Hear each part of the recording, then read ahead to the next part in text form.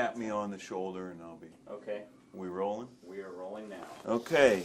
It is Friday, July 1st, 2008. My name is Steve Brown. I'm with the Cantigny First Division Foundation Oral History Project. We are in Louisville, Kentucky, and I'm with Mr. Ray Cottrell. Is that correct? That's correct, Can you spell your last name for us, Yes, Mr. it's Cottrell? Cottrell. You can pronounce it Cottrell or Cottrell. Okay. Now, Steve, this is 1 August. Oh, you're right. That's right. It's August 1st. Thank you. Yeah. August 1st, 2008. Mr. Cottrell, why don't you tell us about how you joined the Army? Well, back in 1949 in Richmond, Virginia, I was playing football for the high school, and I got in a little trouble, which I won't go into with the school system. So I was out of school for a while. So I joined the National Guard, Virginia National Guard, in June when I was 16. And when I turned 17, just before I turned 17, I transferred over to the active Army and was assigned to Fort Knox, Kentucky. Did they have to get your parents' signatures or anything like that? Well, you were supposed to get your parents' signature when you joined the National Guard, but I took the paperwork home and someone else signed it for me. Who was that? A friend of mine that played football on the same team. At what point did your mom and dad realize that you had joined the military? I don't think they was really concerned at all because they saw how the National Guard was changing my outlook on life, and they saw when I went on active duty, I had to take basic training again at Fort Knox, and I think that they saw the difference in me after completing 8 weeks of basic training. You know, I went on a short leave, and I think they saw the difference in everything. I believe that my mom got really concerned when I got orders in 1950 to right from basic training to go to Japan. And as soon as I arrived in Japan, this is when the Korean War started. I think it was July of 1950. You did your basic training at Fort Knox, correct? Yes. What was that like for you? It was tough. The basic training was tough. I don't think that, I think that the soldiers taking basic training now have more knowledge when they come out of basic training right now. I think you get better training. I think they understand it better, and I think you're better trained soldiers. Back when I took basic training in 49 at Pennsylvania, again at Fort Knox, it was just mostly drill and find the weapons. It wasn't much on leadership, so forth, and history. They didn't cover all of that. They just covered the physical part of it and see if you could shoot a weapon. Anything in particular stick out in your mind about your basic training experience? Yes, like I told you a few minutes ago, you can pronounce my name either way, Cottrell or Cottrell. So when I reported into a company for basic training at Fort Knox, the first sergeant had roll call. And he'd call off your last name, and then you would call off your first name and middle initial. Like Cottrell, I'd say Raymond H. Well, when he had roll call, he called Cottrell. And that's the first time I ever heard my name pronounced Cottrell in my life, the first time I ever heard it. And I didn't answer. So after a roll call, he says, is anyone present that his name wasn't called? And I raised my hand. I said, yeah, I'm here. He said, come running up here. So I come running up there, and he says, what's your name? I said, Cottrell. He says, Raymond H? I said, yeah. He says, no, it's Cottrell from now on. And he had a swagger stick, you know, and we had the helmet liners on, and he knocked me inside the head, you know, on top of the head with a swagger stick and broke the helmet liner. And he told me to pick it up, and I did. And told me to go to the supply room, get another helmet liner, and sign a statement of charges. Now, a statement of charges is when you destroy a piece of military equipment through your fault, you have to pay for it. So I had to run over and do that. So you had to pay for the helmet liner? Oh, yes. What did you think about that? I thought it was I didn't like it at the time, but you got to remember as years went by, I became a first sergeant and a sergeant major and a platoon sergeant, and I probably did the same thing he did. There was a purpose for it. Okay. What was Japan like when you got there? Say what now? What was Japan like for you?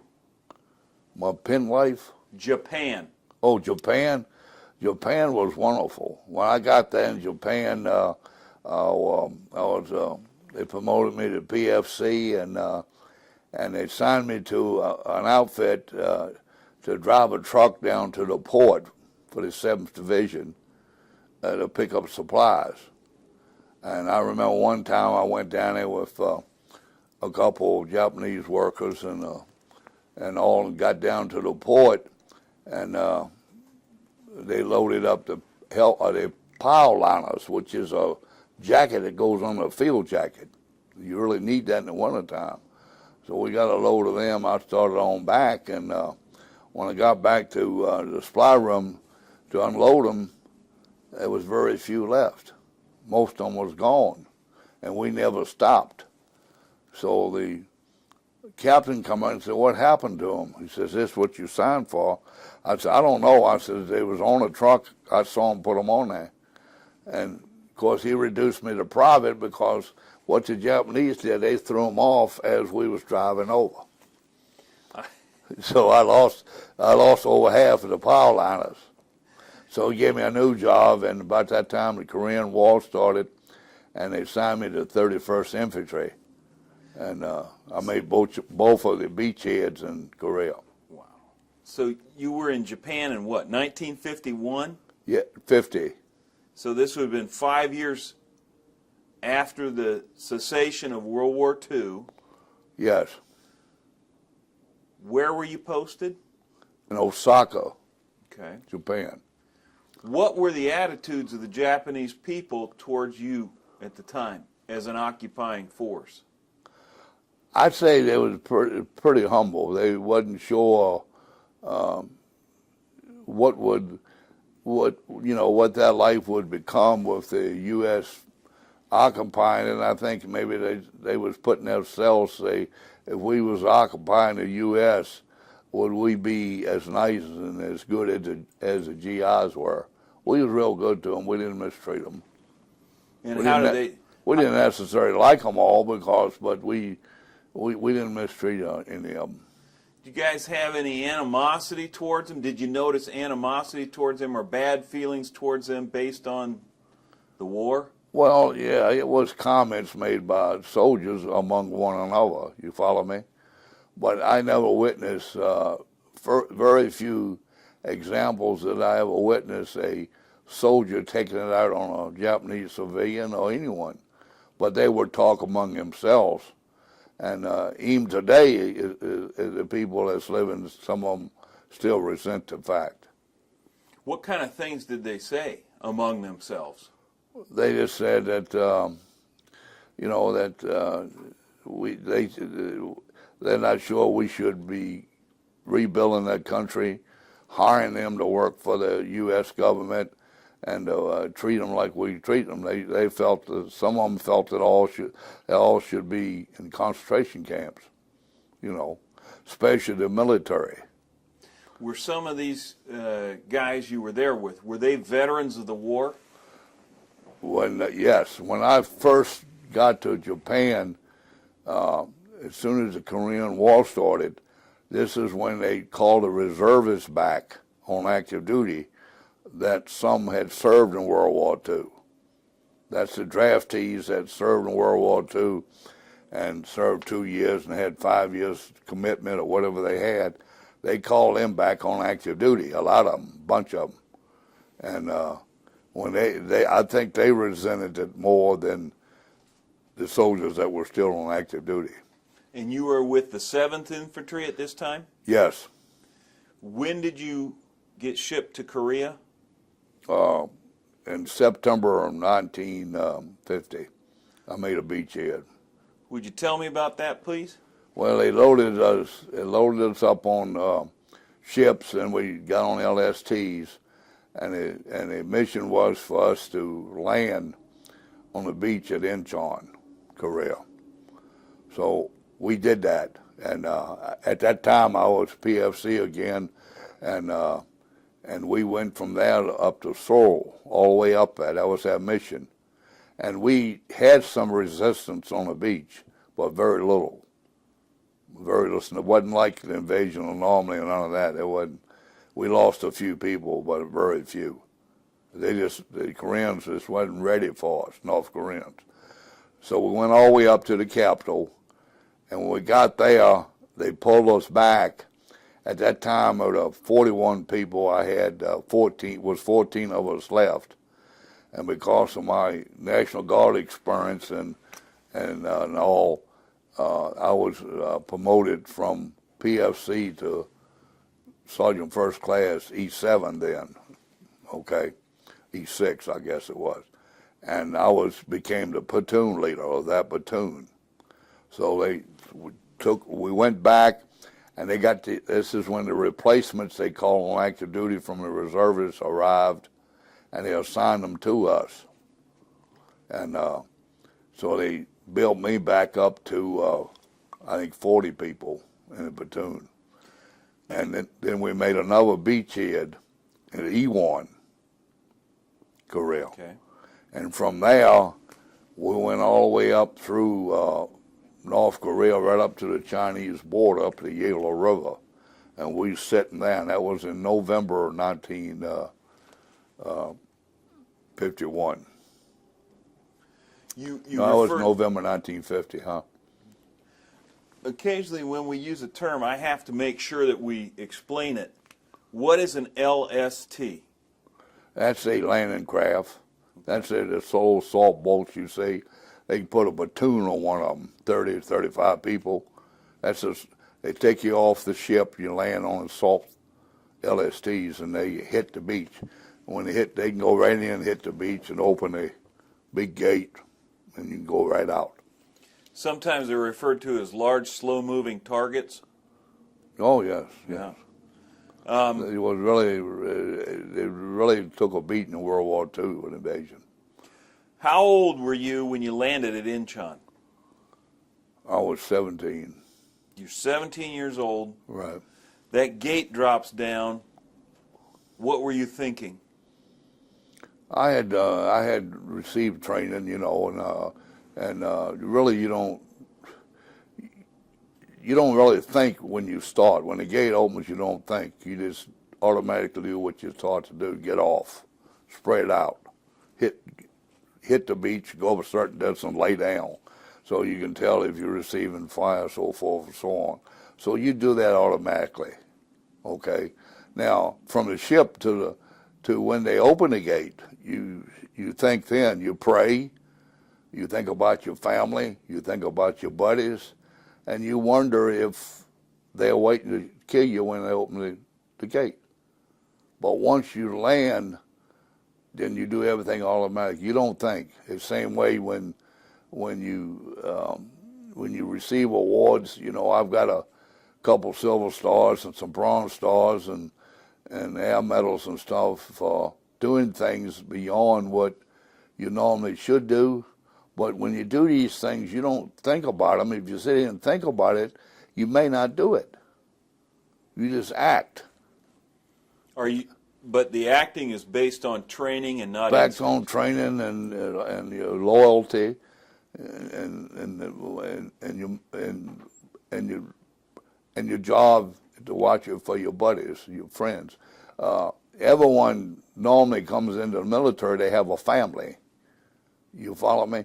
But once you get in combat,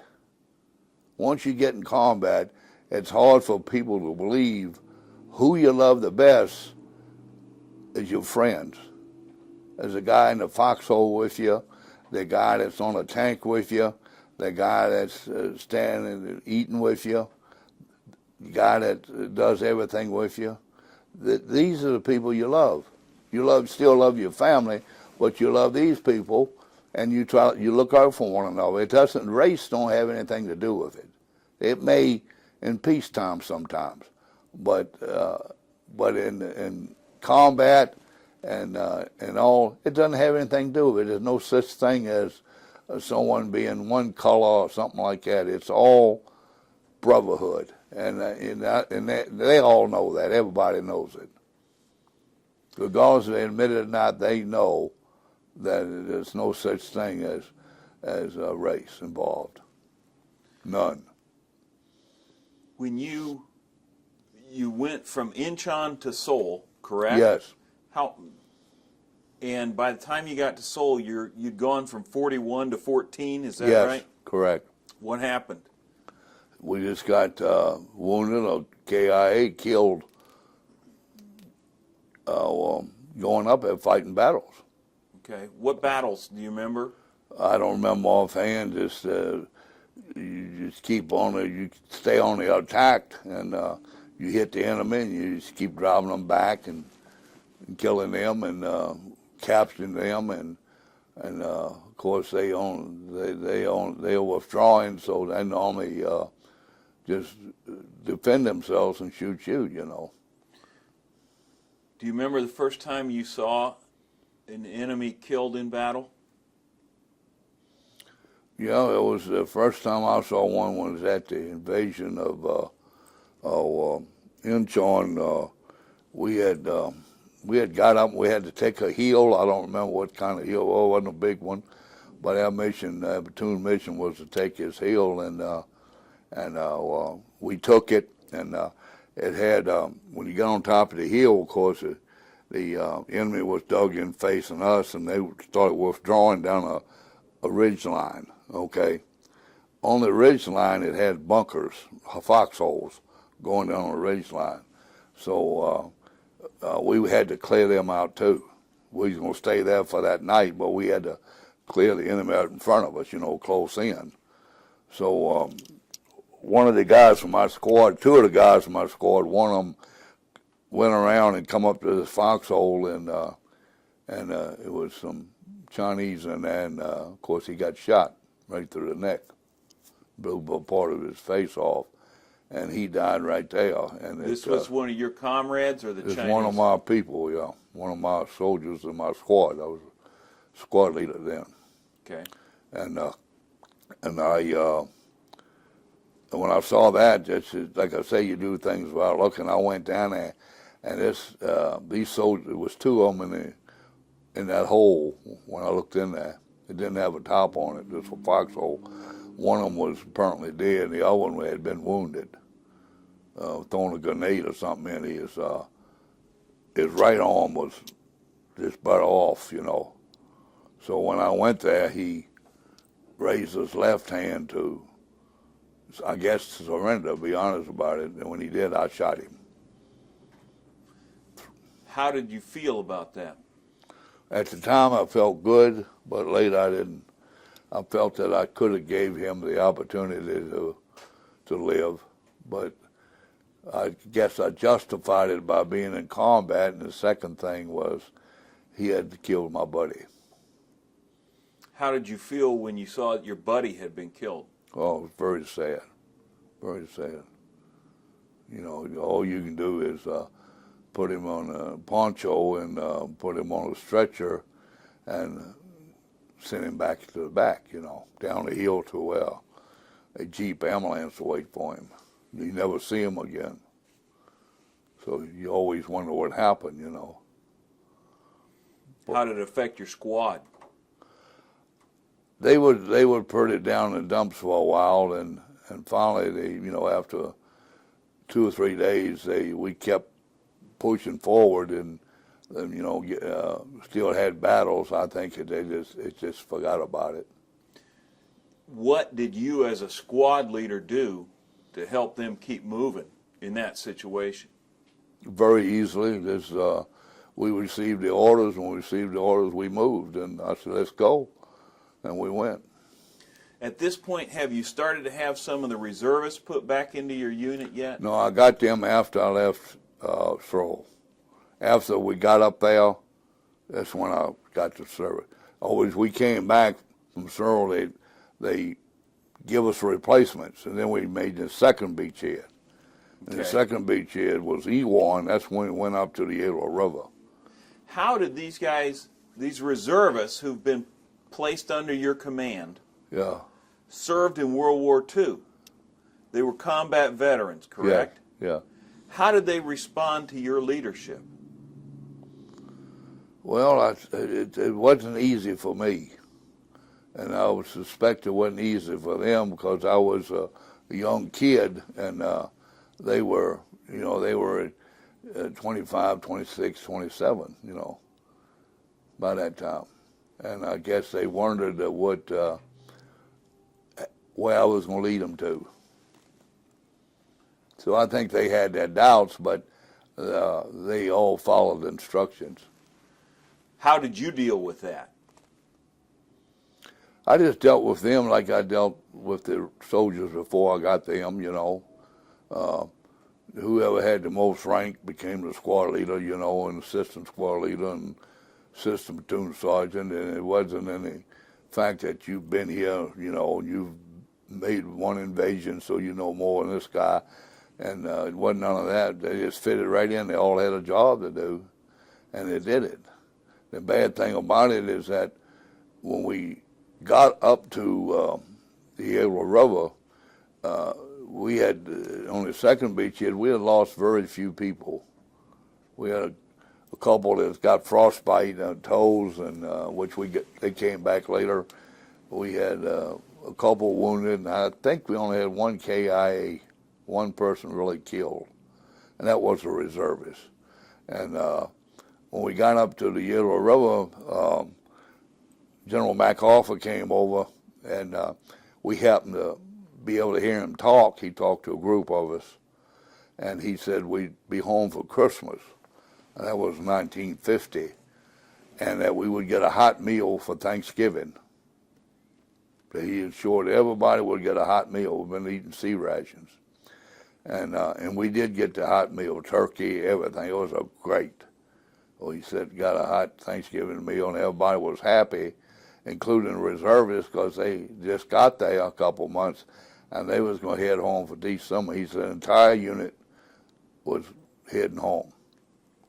Well, the Chinese had another thought, and when they come across the Yellow River, that was a bad deal on President Truman's part, because we should have never allowed the Chinese to come across.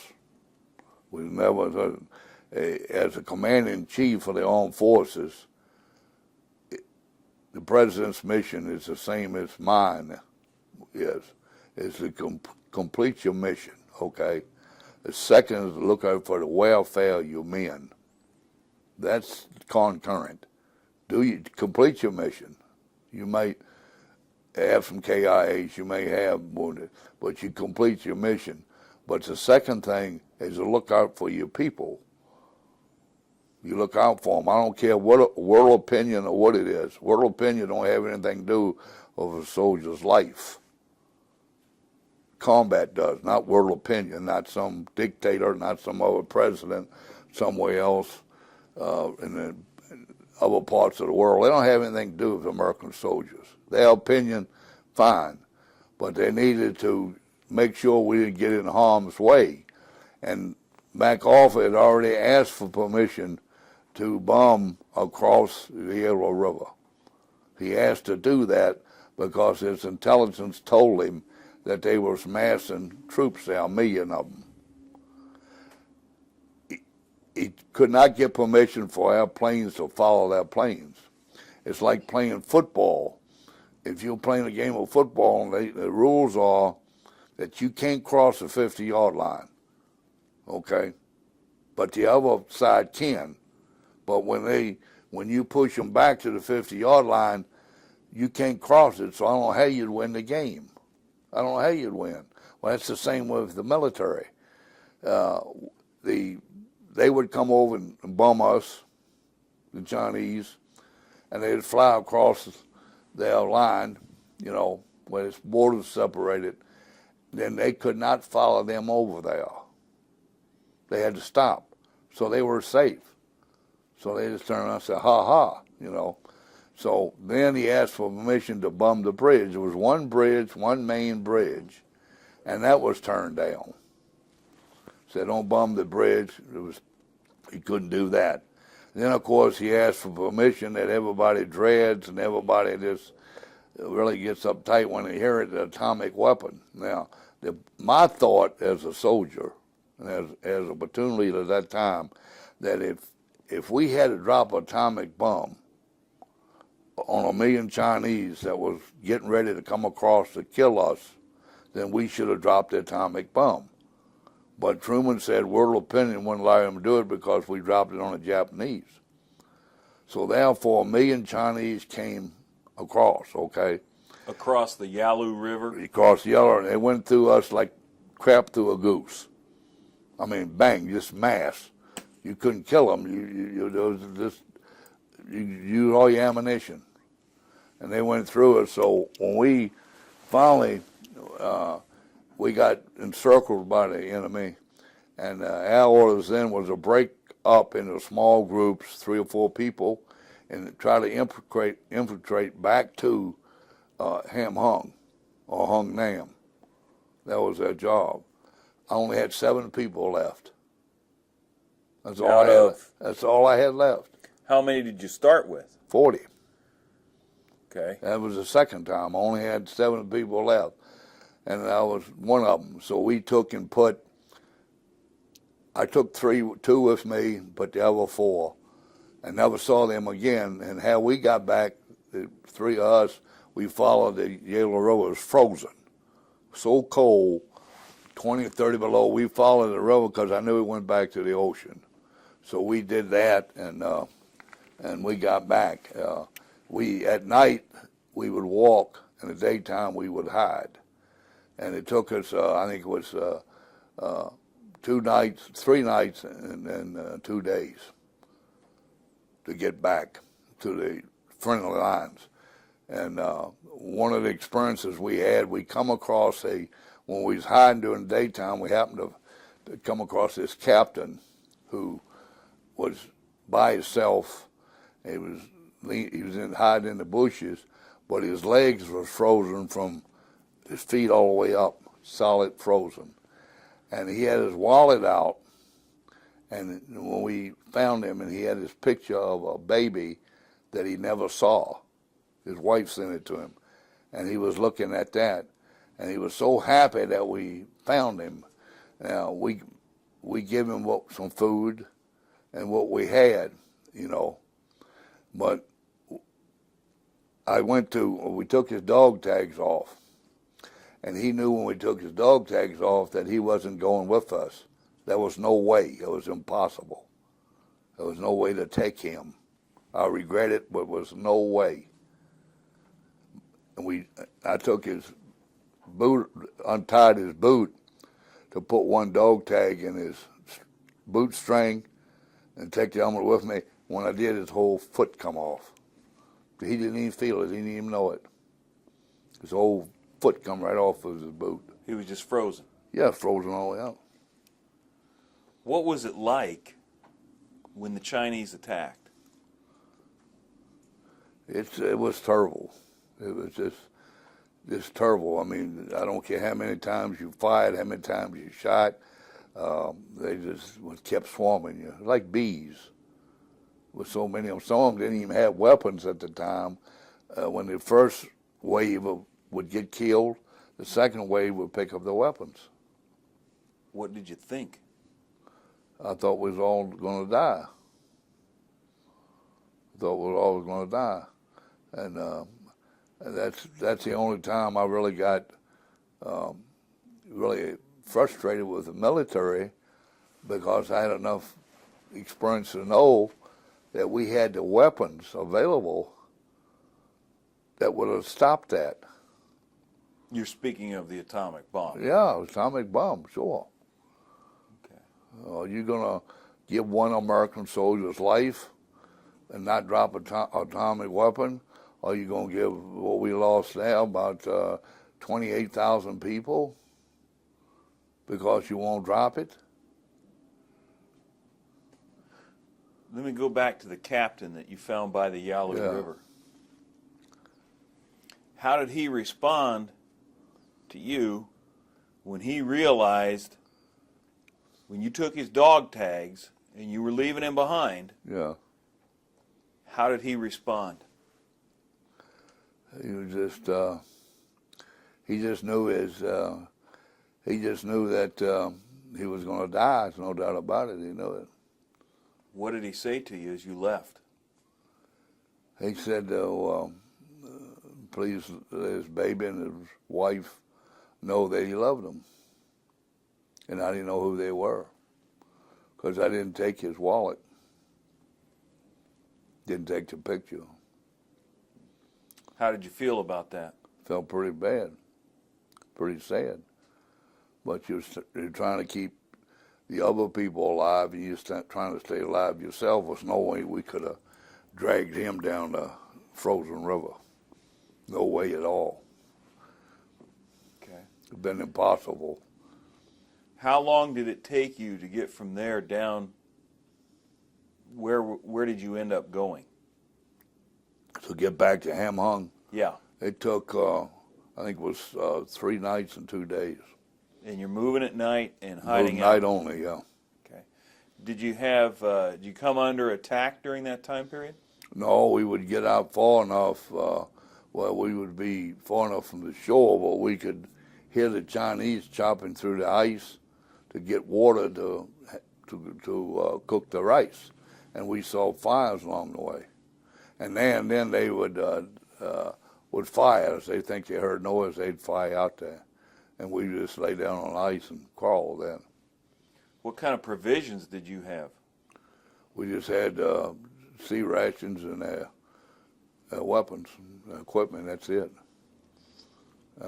We kept the weapons and ammunition and got rid of the protective mask. Anything else we got rid of, we didn't want to carry. Getting rid of extra weight? All extra weight, Okay. What happened when you made it back to Ham Hung? When we made it back to Ham Hung, you went to an MP collection point. When you first got there, you were supposed to go to the military police collection point where they were assigned you to a unit.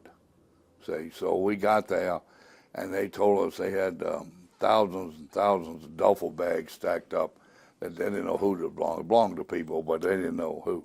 They told us to go get whatever equipment we needed out of the duffel bags, like socks, shorts, stuff like that, and then come back over there, send us to a unit. Well, myself and my 2 people went over there, and we got that stuff.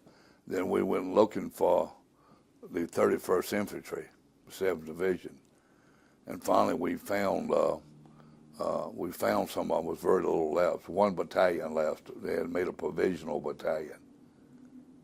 So we joined them, and lo and behold, as we joined them, they made a provisional battalion to go up and help Marines get out.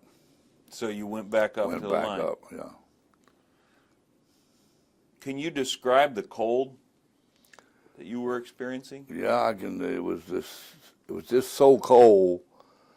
It was just so cold. You was cold completely through.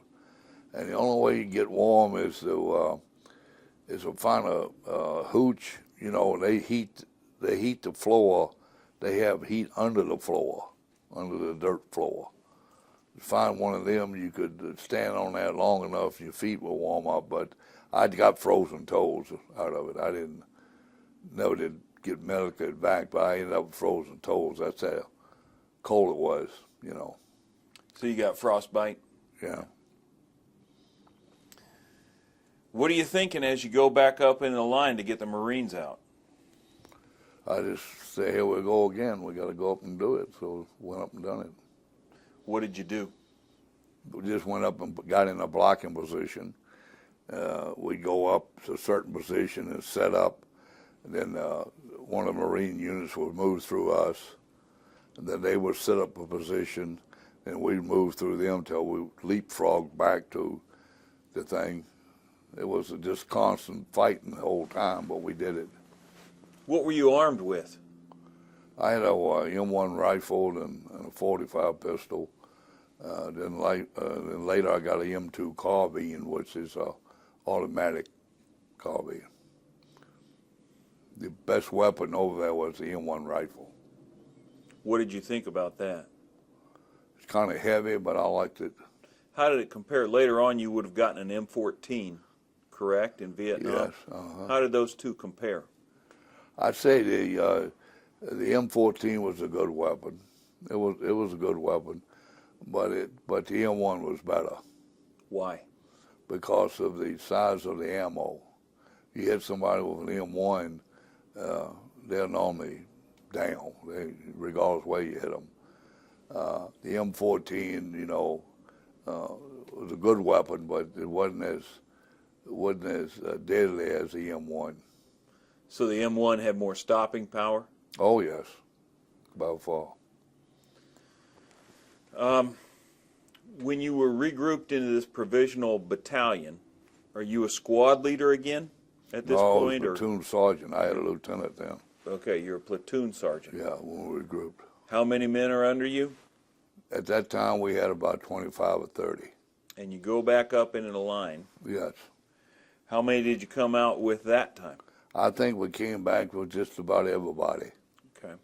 That time, because we weren't attacked, and we was just in a defensive position, and there's a big difference, than you attacking.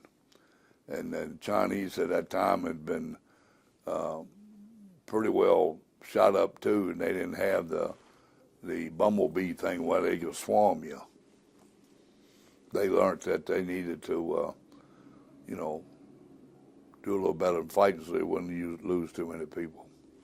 So their attacks didn't have the same ferocity? No. Okay. They never did. The first attack, as far as I'm concerned, that they had when they come across, that attack was probably the strongest and most fierce of anything over there. Don't get me wrong, they were good fighters, but that first one, the initial one, was I guess they were trying to prove a point, and they did. How old were you at this point? 18? My birthday was in May 1950, and this was May 51. I was 18 by then, yeah. Okay. Yeah. You're retreating, the Marines are retreating through you, and then you're retreating through them, etc. How far back do you retreat? I'd say it was about 12 miles. Okay. Okay. From the time of that initial assault up there on the Yalu River until you completed this second retreat, how long did that take? I'd say about 30 days went by. And you were, other than getting back and getting re-equipped, you were in combat the whole 30 days. Yeah. What effect did that have on you? I don't think it had any effect. I think it made me grow up some and look at life better. But I don't think it really. I don't think it had too much effect on me. Yeah. Short term. At that point, were you tired, dirty? Oh yeah, I was tired and dirty, and like everybody else was, Hadn't had a bath and then brushed your teeth. You hadn't done nothing. You just survived. That's all you did, survived. What gets you through that? Say what? What gets you through that kind of thing? How do you get through that? I don't know how you get through it. I just got through it. The best thing to do when you have a problem like that, if you want to call it combat fatigue, like General Patton didn't like, if you want to call it being nervous, if you want to call it being afraid, I never met anyone that wasn't afraid in combat. Never met anybody that wasn't. How did you deal with your fears? I just dealt with them with the hope and praying and the hope that I could do my job and get it done and not get killed. That's it. You had men underneath your command. How did you motivate them when they were afraid? You do it by example, okay? If you show fear, and if you show fear in battle, if you show fear in a defensive position, if you don't do what you normally are trained to do, the soldiers can sense that. So whatever you do, majority of them would feel the same way you do. So you got to have a positive attitude. You got to have an affirmative attitude, not a negative attitude that we can do anything. Did you receive any decorations as a result of this? These battles? Battles well. In Korea, The ones we've just talked about, yes. you know, I got a Silver Star for Korea and Bronze Star, and of course you got the CIB. I didn't get CIB no is... Combat Infantry Badge. I didn't get any Purple Hearts there in Korea, thank goodness. Why did you receive the Silver Star? For covering a withdrawal myself when I was platoon sergeant. When we went back up there with the provisional battalion, we was withdrawing. So I covered when you withdraw, you withdraw in all their manner. So they was withdrawing, and we had no contact with the enemy. So I just stayed there, let them withdraw 100 meters or so, and then the enemy happened to pop up, and I kept firing at them, and they delayed them, you know, enough where people could get back to a new position, get through the Marines, and then I joined them. Approximately how many of the enemy popped up while you were out there by yourself? Lord knows. I'd say I probably saw 20 or 30, but I don't know how many it was. What were you thinking at that point? I was thinking how many I could kill, and I also was thinking how close I was going to let them get before I withdrew. How close did you let them get? I'd say probably about a half length of football field. About 50 yards or so? Not all of them. Some of them was coming. They was firing, maneuvering, you know. And you're just standing out there on your own, or No, you lay out there. You don't stand. Okay. You don't give them a target, you know. You just lay there and fire. And then when you withdraw, you go, they don't know you're gone. They don't know if they killed you or you're still there waiting or nothing, so they move slow. You know, they just want to run up there. They move slow, too, looking for you. They don't know if it's one or two people, three. I don't know how many it's firing. What about the Bronze Star that you received? I got the Bronze Star because I received the CIB. Okay. Anyone that's got the Combat Infantry Badge, they'd normally give a Bronze Star, too. Okay, so that was for service during that extended period of the two retreats. Right. Okay. How long did you remain in Korea after that action was concluded? I was over a total of 14 months. Okay. What did you do? You get through this second retreat. After the first retreat, you went in, you got some supplies and went back up to the line. What happened after the second retreat? We loaded back on the LSTs, and they put us on a ship and took us to Pusan. We stayed on that ship for 3 days. We took a shower. We with so many people on it, with 3 people assigned to one bunk. So you'd have 8 hours. Well, 8 hours is a lot to sleep on sheets in a bunk, you know.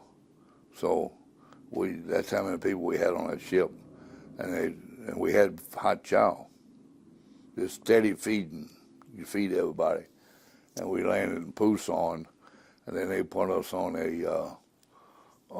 trucks and went to a certain position.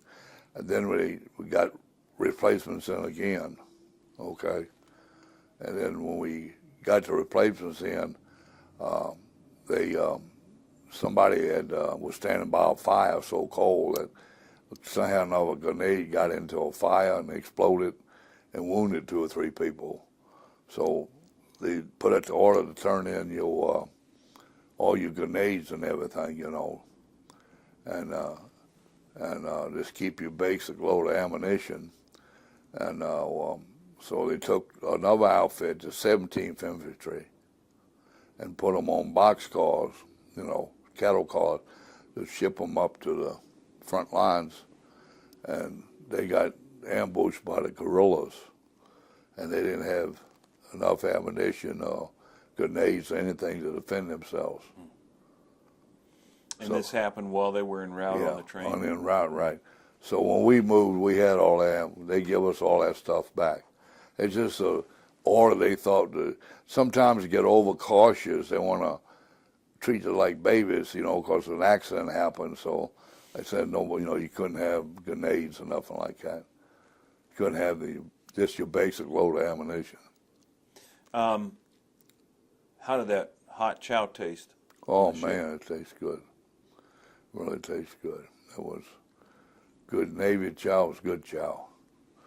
I guess you eat it all the time, it ain't, but 3 days we had it was nice.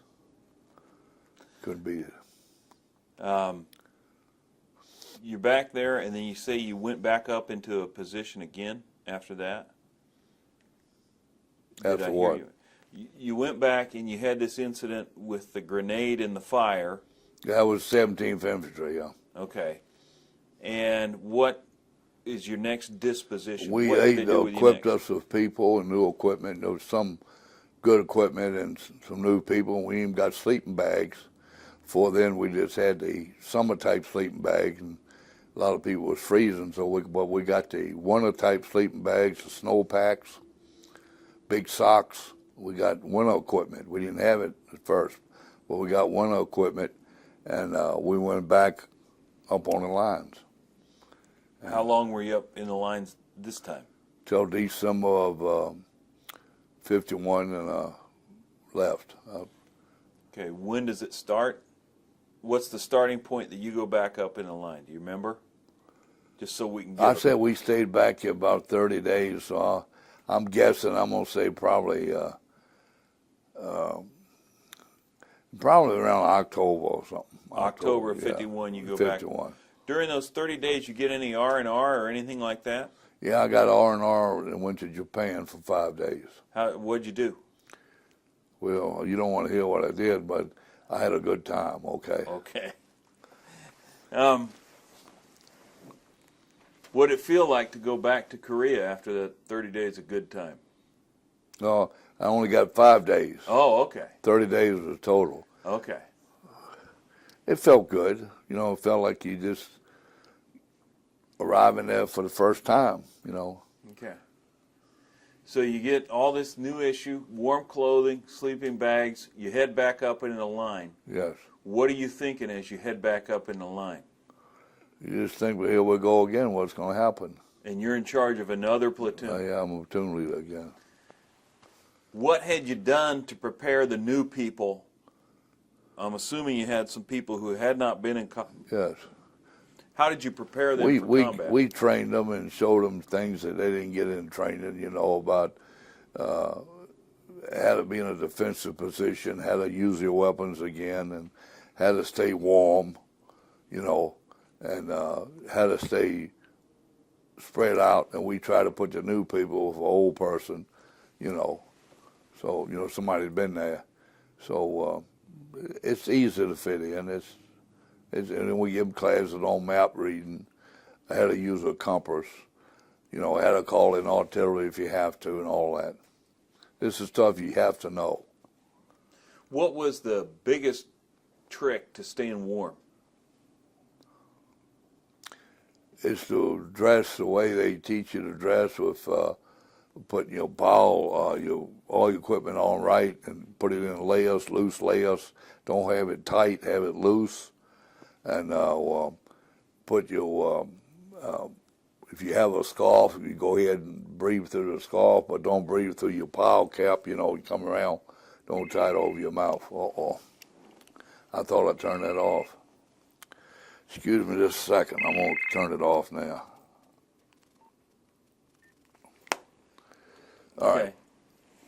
So how long were you up in the line? From October to December then? Mm-hmm. So 2 months. About 2 months. What was that like? It was better than it had been the whole tour, because we were in reserve a lot. You know, we was on line maybe 2 weeks, and we were in a stationary position, and then we'd come off a couple of weeks. Another outfit would go out there. We had more people, and then when we come off the line, we had tents and stuff to. Had the Chinese at this point, had they let up on their attacks? I think the Chinese had decided that it was going to be very difficult for them to keep South Korea. And I think they probably thought what we did is, it's time to just go back the way you were before it started, you know. You stay on your side and we'll stay on our side. And I think the Chinese figured that out, because they had the peace talk. You know, they spent, I don't know, 9 or 10 months while people was dying to decide if it's going to be a long table like this one, square table, or round table. And they finally decided on a round table, because they didn't want anyone to have a position at the table that would have a seat that would appear more important than somebody else. That's the Chinese. So they finally decided, but I'd say it probably cost them 40,000 KIAs, and I can only guess it probably cost us 3,000 or 4,000 killed while they were deciding what kind of table to use. I mean, that was the worst morale I've seen in the troops. Well, did you guys know that sort of thing was going on? Oh yeah, we knew it. We heard it on the news and read it in the papers. How did you get that information? People would mail it from the States, yeah. Okay. And they had the Armed Forces radio, but a lot of times they'd censor that a little bit, you know. But people would get letters from home. They'd get clippings out of the newspaper and stuff like that, you know. And they'd pass it around to everybody. How did your men respond to that? Oh, they were very unhappy, and it was really stupid to them. While the politicians would argue about the position of the table, knowing that we had people dying every day. It goes back to the atomic weapon I told you about. Even if they could have tried just using conventional bombs, you know, B-52s and stuff like that, they could have used that if they didn't want to use atomic weapon across, but they wouldn't do nothing across the line. Nothing across the Yalu River? Nothing. Okay. At what point did you know that you were pulling out and going home? When they first sergeant sent for me, and he told me he had my orders. My orders came down for me to leave. And I said, when am I leaving? He said, the next morning. He said, you got to take a mess kit, and you have to have a mess kit and a knife, fork, and spoon. Okay. And your uniform. That's all you had to have, but you had to have that. So, and the mess kits and especially the eating utensils, you know, was short. So I left mine, and I gave mine to somebody that didn't have one. So you were pulled out individually, but not you. No, individually, yeah. Okay, and so somebody came in and replaced you. What was that like? It was great, because you went back to regimental headquarters, and you ride you back in a Jeep. You go back there. When you get back there, you get on another vehicle and take you to division headquarters. And from division headquarters, they take you to, I think if I believe right, was Pusan. And where you get another change of clothes, and then they put you on a little ship. And it's not far, you know. Take you right on to Japan. And when we got to Japan, the first thing you had to do was completely undress and leave all your clothes at one end. Had big tent you set up like you had like Hitler had, you know, for the Jewish people. You go in, you drop everything off here, okay, and they check you, make sure you don't have anything. Now you can keep a watch or a ring, but that's it. And then you go through there and they spray you with powder all over, kill all the insects or lice or whatever you might have. Then you go in, you take a bath, okay. You go to the next tent, you take a shower. They herd everybody in there. Take a good shower and everything. Then you come to the third one, and they issue clothes again. Issue your shorts, T-shirts, socks, and another pair of boots and everything like that, you know. They won't let you go back and get anything you left behind. You get the whole new uniform. How does anybody know you're a sergeant? They sew the stripes on you. They did it right there. Yeah, right there. Yeah. Okay. Did the same thing when you left Vietnam. When you're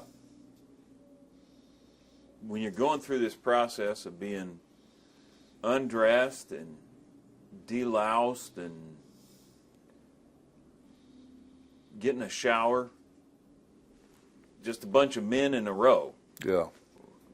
What's that experience like? You don't pay attention to it. You just, all you want to do is get your thing done and get the heck out. That's all. Okay. Where did you go from there? Went over to the barracks and to wait. You know, they have to give everybody a venereal disease test. If you happen to have that, you have to stay till it's cured. If you don't have it, then they load you up and take you over to the ship, load you up. Do you know how they treated the guys with the VD?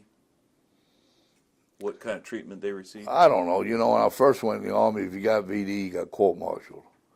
So the guys didn't turn it in.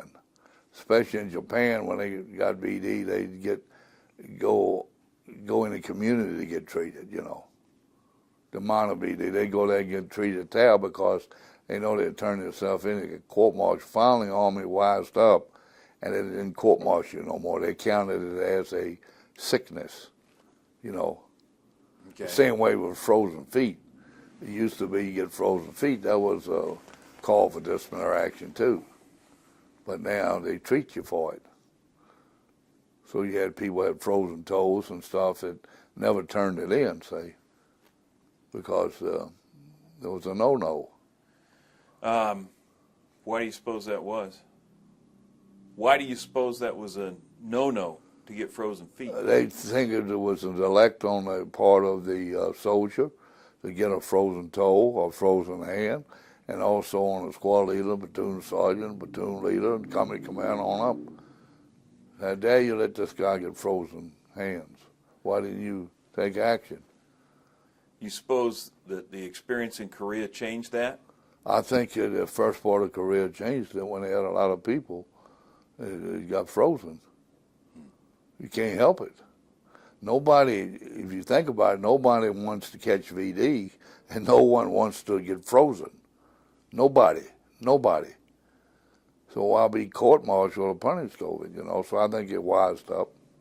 I think the biggest thing that the Army did that really changed the Army and the thinking of the military was when they decided to have a command sergeant major that worked directly for that commander, regardless of battalion or regiment or division or army. Sergeant major of the Army, same as Marine Corps. I think then they had an input from what the enlisted people thought. And the sergeant major has a lot of authority now, and most of them really do a good job. Now, you ended up being a command sergeant major. Yes.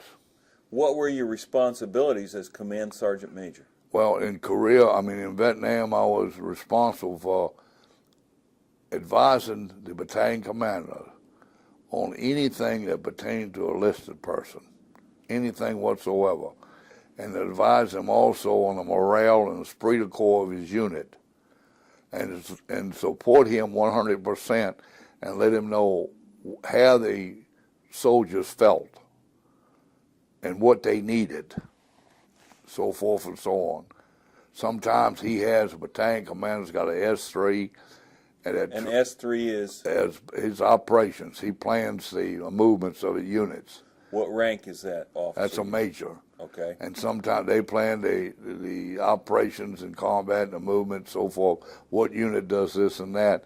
And sometimes, with all that responsibility, he forgets sometimes that Charlie Company might have already done that, been there 3 weeks, come back, and B Company might have had 1 week. So, so you talk to the first sergeant, sergeant major does, and go to the battalion commander, the colonel, and say, look, this is a good plan here and all, but, you got to remember that Charlie Company has had 3 weeks, and B Company has only had a week of this recon stuff. So maybe we ought to change the missions. And he would do it most of the time. Generally speaking, it's well received. See what? They would generally receive that information well. Yes, most of your battalion commanders, your colonels and your brigade commanders, your division commanders, your post commanders, your corps commanders, on up to 4-star generals, they usually tell the officers that work under them, they usually tell them that, look, this command sergeant major works for me and me alone. He works for me. Because you got to remember that a big part of the battalion outranks the command sergeant major. All the officers do, regardless of the second lieutenant that just come in the army, have 6 months in the army. How do those officers then treat the command sergeant major? Treat him, they respect him because he helped them, and they knew what his job was, and so I have never had any problem with him. I had a problem one time at Fort Knox when I was sergeant major of the 13th Battalion, and I had the second lieutenant come in. He just got assigned to us, and he was waiting to see the colonel, and he decided he wanted to use the phone. So he walks in my office, and I had a sergeant in there I was talking to about a domestic problem he had, and I was trying to lay the law down to him, what he should do and shouldn't do. And he come in and picked up the phone off the desk. He says, I got to use this phone. Picked it up and started to dial a number. And I said, well, wait just a second. And I took the phone away from him and threw it through the window. And the colonel ran out to me and said, what happened? I said, I threw the phone out of the window. I said, because this lieutenant just come in and picked it up and showed disrespect to everybody. So he took the lieutenant in there, and all I heard was about 30 minutes of shouting, and that was his initiation. But he ended up being a good officer, that lieutenant did.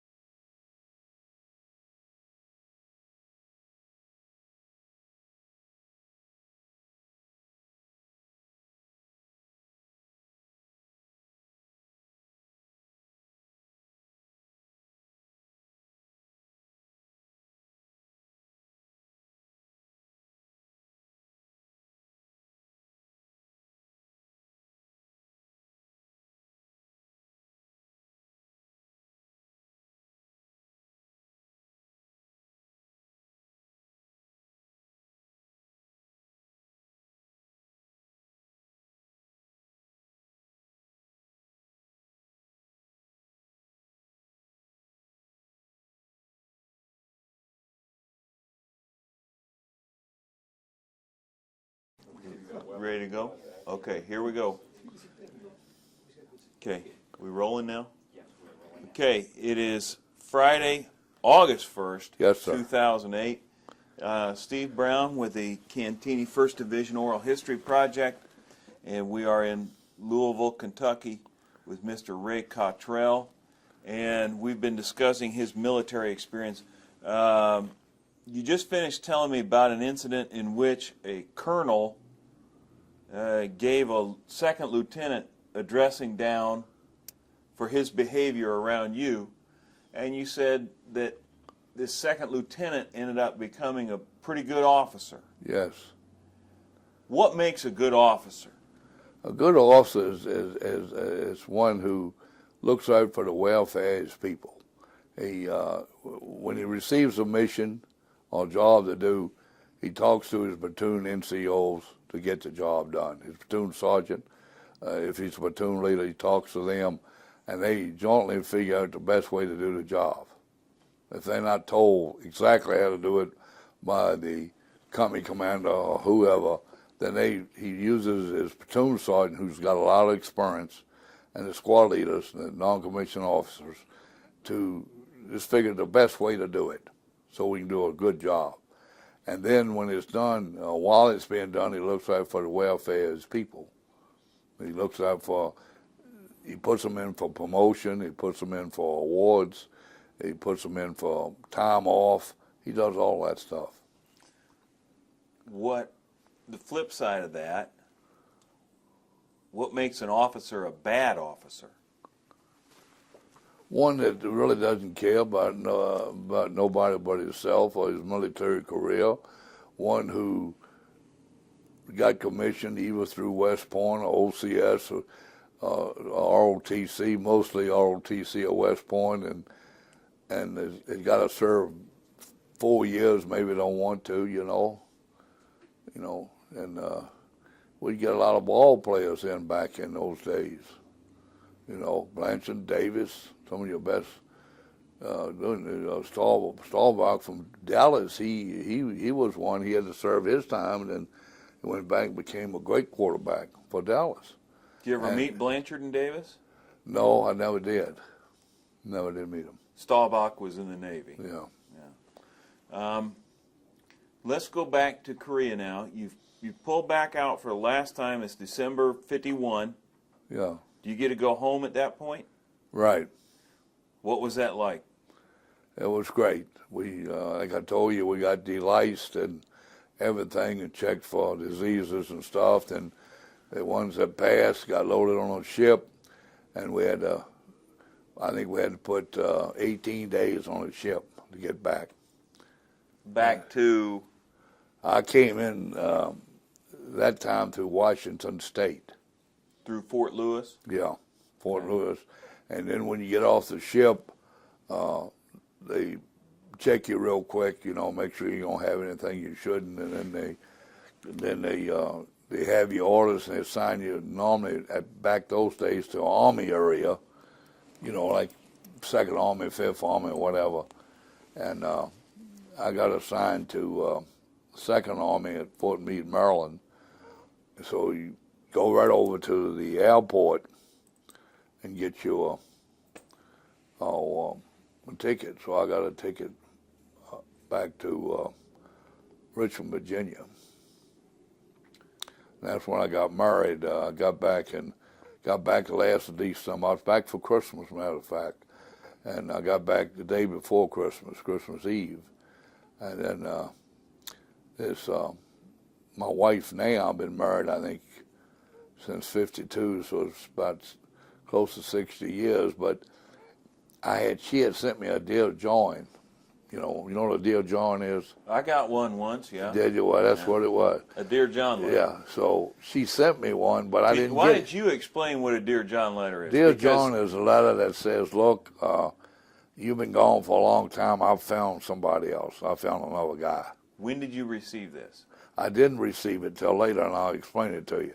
Okay. So I got back, and as soon as I arrived home, she used to live next door to me, but they had moved a block away.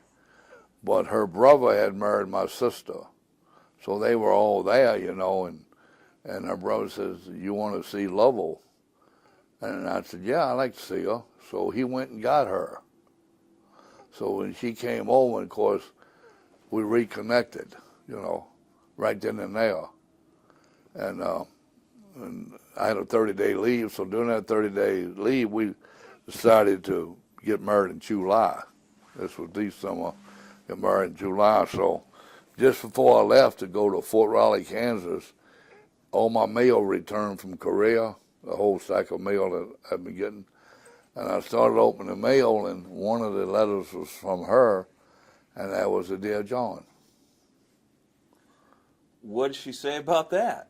She, well, at that time, we was close like we are now, and I don't think there was much said about it. The only thing that bothered me is she said that she had went to, you know, been dancing, and she met this Marine at the dance hall. What did you think about that? I didn't like Marines. Well, I really did. So that's what happened. Okay. How long of a leave did you get? Leave 30 days. 30 days? And then you went to Fort Meade, or you went to Fort Riley? I went to Fort Meade. From there, I went to Fort Riley, Kansas. Okay. So if you go into Fort Riley, then you're being posted with the First Division at that point? No, Okay. I was at Fort Riley, and I stayed. We got married in '52, and then in 1953, I got orders to go to Germany, and I joined the First Division in 1953, Bamberg, Germany, occupation duty. Okay. Can I go back to Korea for a second? You obviously didn't get the Dear John letter. No. But had you been receiving other letters from her prior to that? I think I hadn't received a letter in probably 6, 7 weeks. That I didn't think much of it because sometimes it took that long for your mail to catch up with you. What was it like when you got stuff from home? Oh, it was great. Do you remember anything in particular that you I received? got a Timex watch from my mother, and I needed one, and that was great. And I'd get sometimes I'd get a package with crackers in it, you know, fresh crackers. They were good. You went off to Germany in 1953. How long had you been married at this point? Got married in July of '52. Okay. And when do you go to Germany? It was, I don't remember the exact month, but let's say it was probably around May or June. Did your wife get to go to Germany with you? Later, 6 months after I got there. But she couldn't have stayed at base housing at that time, could she? Do what? In 1953, she would not have been able to stay at Fort Riley No. base housing. No. So what did she do? She went back to Richmond, Virginia, and stayed there Okay. with her parents until I got orders for her to come over there. No, when you left, you had to clear quarters back in those days and leave. You know, your dependents couldn't stay any place. They had to leave the day you left. Okay. Was that true even during Vietnam? During Vietnam, it was problems where some people could stay. Depends on where you was from and what post you were stationed at, and if they had quarters available for the people that was still there. You follow me? But the bad thing about it, when you became a KIA, in most cases you had less than 30 days to get off post with you and your kids. The You're done with the military. You had to get off. Wow. What was Germany like? Germany was okay. I never did like Germany, but it was okay. I guess because we were always on border patrol, you know, up on the border, patrolling the border, and I really didn't like that type of work, you know. I'd rather be in combat than pulling peacetime border patrol, but that's what we had to do. Then when we wasn't doing that, we would train all the time. It wasn't training for what? Training to stay combat proficient. Against whom? Right. Who was the projected enemy at that point? I'd say mainly the Russians. So what sorts of things were different in the combat training in Europe versus what you had experienced in Korea? It was more armor, tanks. You figured that, Germany being the type of terrain they had, that most of the fighting, if it took place, would have been with armor, like it was in World War II, So we was having a lot of infantry tank training, Okay. joint training. Did you have to do the hazmat suits and that sort of thing? Yes. Gas attack preparation? Right, we had to do it all.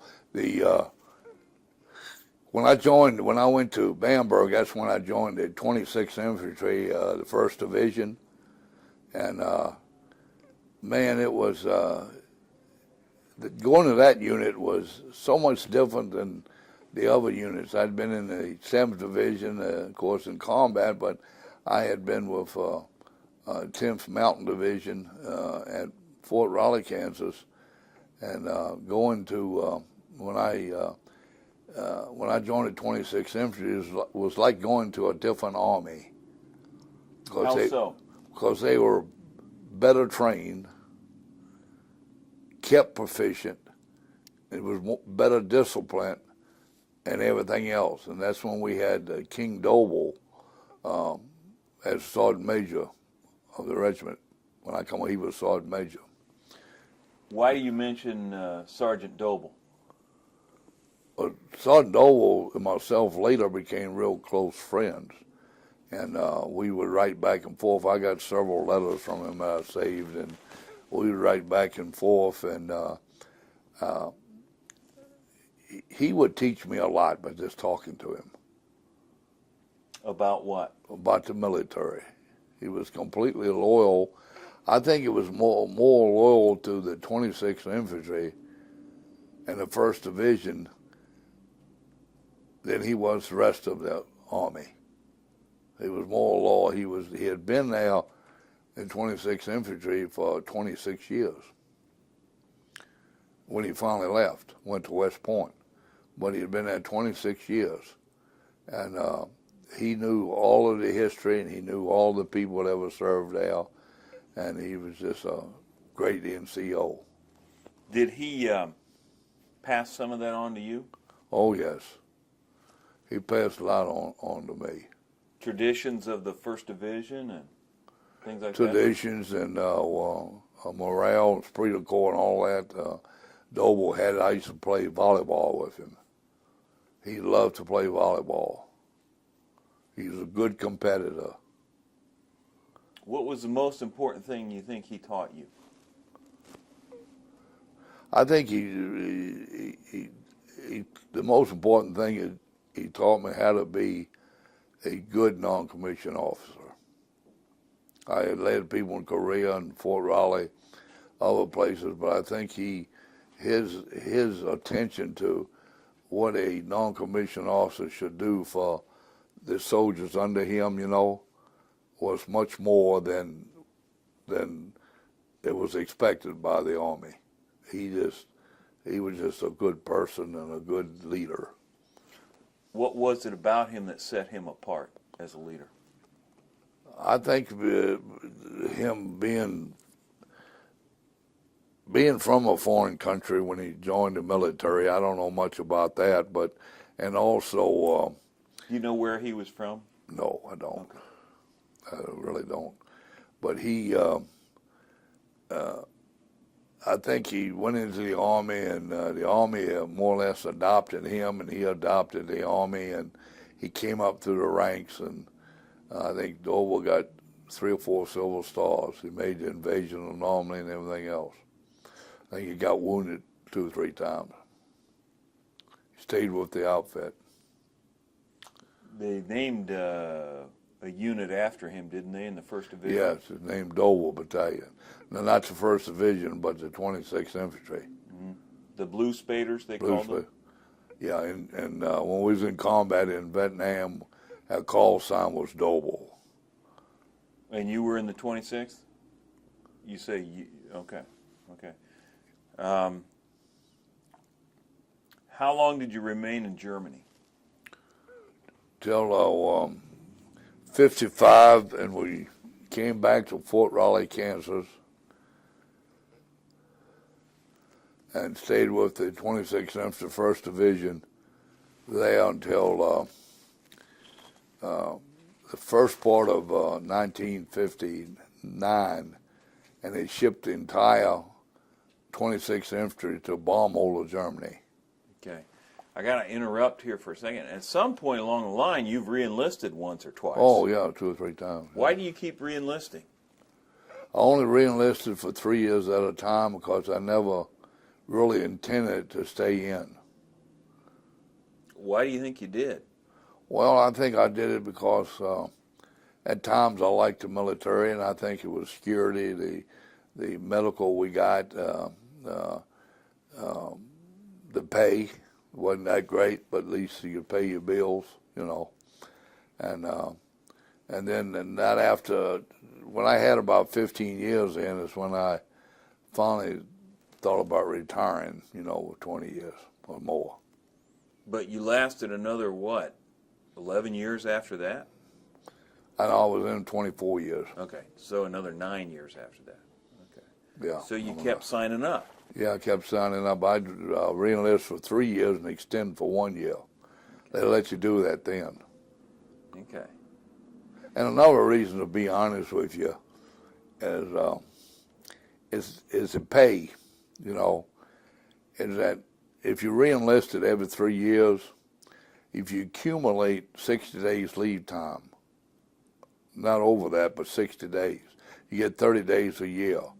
So you would get 2 months' pay when you re-enlisted for that. You cash in your leave time, start over. Mm-hmm. So that was 2 months' pay, and back then that was a lot of money. Still is to people today, but so that's another reason. Now, I'm going to ask you a question. You're a car dealer today, correct? Now, yeah. So obviously you've been successful outside of the military. Surely you weren't afraid of going out into civilian life. Yes, I was. You were? Yeah. Why? Well, because it's a big change when you go 24 years in the military and it's all regimental, and you wear the same T-shirt, same colored shorts, same socks, colored socks, shoes, pants, shirt, coat, hat, tie. It's all regimental. And then you'd have maybe 3 or 4 different types of uniforms. So normally it would you'd be told, you would know each day what to wear. Class A, Class B, fatigues, you know, Class D. You'd be told what type of uniform to wear. Everybody would wear the same thing. Was there a certain security in that? No, I think people resented it, you know, in a way, you know, at times. Well, how did you feel about it?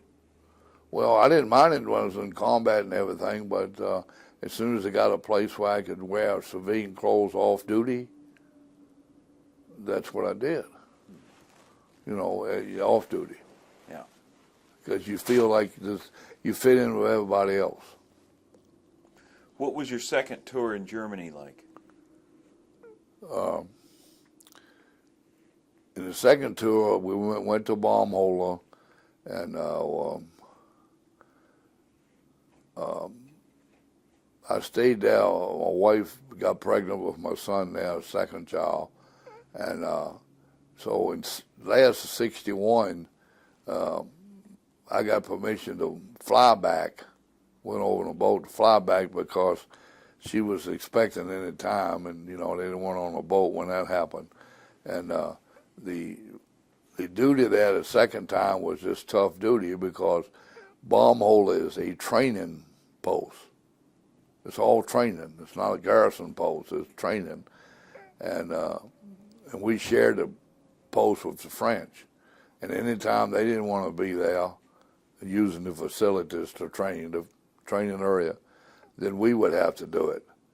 And knowing them, that was 90% of the time. 90% of the Yeah, time they didn't want to be 90% there. of the time we had to do the training. We had to use the facilities, the field, the maneuvering, the ranges. Is it safe to say you didn't have a lot of respect for them?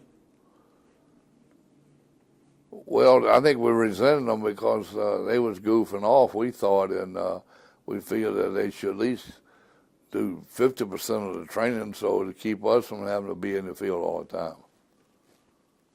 And again, you're training for combat with the Russians? The Russians, all the Russians, yeah. Okay. Every combat, winter shield, 1, 2, 3, everything, every maneuver we had, as a regimental battalion test, platoon tests, the Russians was always the enemy. Always. At what point did you begin to hear about a place called Vietnam? When I left Germany in '61, I was assigned to Fort Bragg, 18th Airborne Corps, and I heard about Vietnam having advisors over there then, and right then that was the only combat. So anybody that was that wanted to go into combat, would want to. That was the only place that you had any combat going, was Vietnam. That So was you were back in assigned to 1961. You were assigned to the 18th Airborne at this point? Yeah, 18th Airborne, yeah. Did you have to learn to jump out of a plane at that point? I never did with the 18th, but in Germany, my second tour in Germany, I went through Army pathfinding training. That's when a group of people would land and set up an airfield or a landing site for choppers. They call it pathfinders, and they had to have one team per battalion. So they chose me for it. So I went to Bad Kusnak, which was the airborne was stationed there. So I went through 3 weeks of training there on how to call planes in and choppers and how to get them to fly over if you had too many coming in and stuff like that. And we had to make 5 jumps to be jump qualified in case the team had to jump in. So that's when I made 5 jumps there. In about how many days? In what period of time did you make those 5 jumps? Well, the weather was bad, so we made them all in 3 days, but we weren't supposed to do that.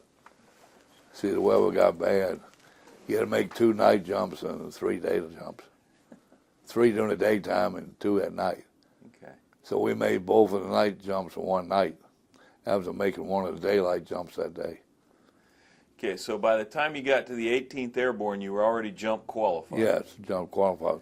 But I was assigned to the 3rd Missile Command. I was first on the C Company, 32nd Infantry. And about that time is when Cuba had a problem with Cuba, and they called it Cuba Missile Crisis. And President Kennedy got on the TV and talked for an hour, and as soon as he got through, we was alert unit. As soon as he got through talking, the phone rang, and they told us we had to move out. Where'd you go? Fort Lauderdale, Florida, Port Everglades. What did you guys think at that point? Huh? What were you getting ready for? After we got there, we didn't know what we was going to do. After we got there, they took Yankee Stadium over. The government leased the Yankee Stadium. It was a brand new training facility for baseball. So we moved into that facility. The Yankee Stadium in Florida, in where Florida, they did their Fort spring Lauderdale, training. right. Yeah. So we moved into that, and the only agreement we had from them was not to get on the ball field. Okay. Stay everything else. But it was a good facility because they had medical facilities, and they had food facilities. They had plenty of restrooms and everything. So, in a big parking lot fenced in. So it fitted into our vehicles and all. And we reported to a colonel over at Port Everglades, myself and the company commander.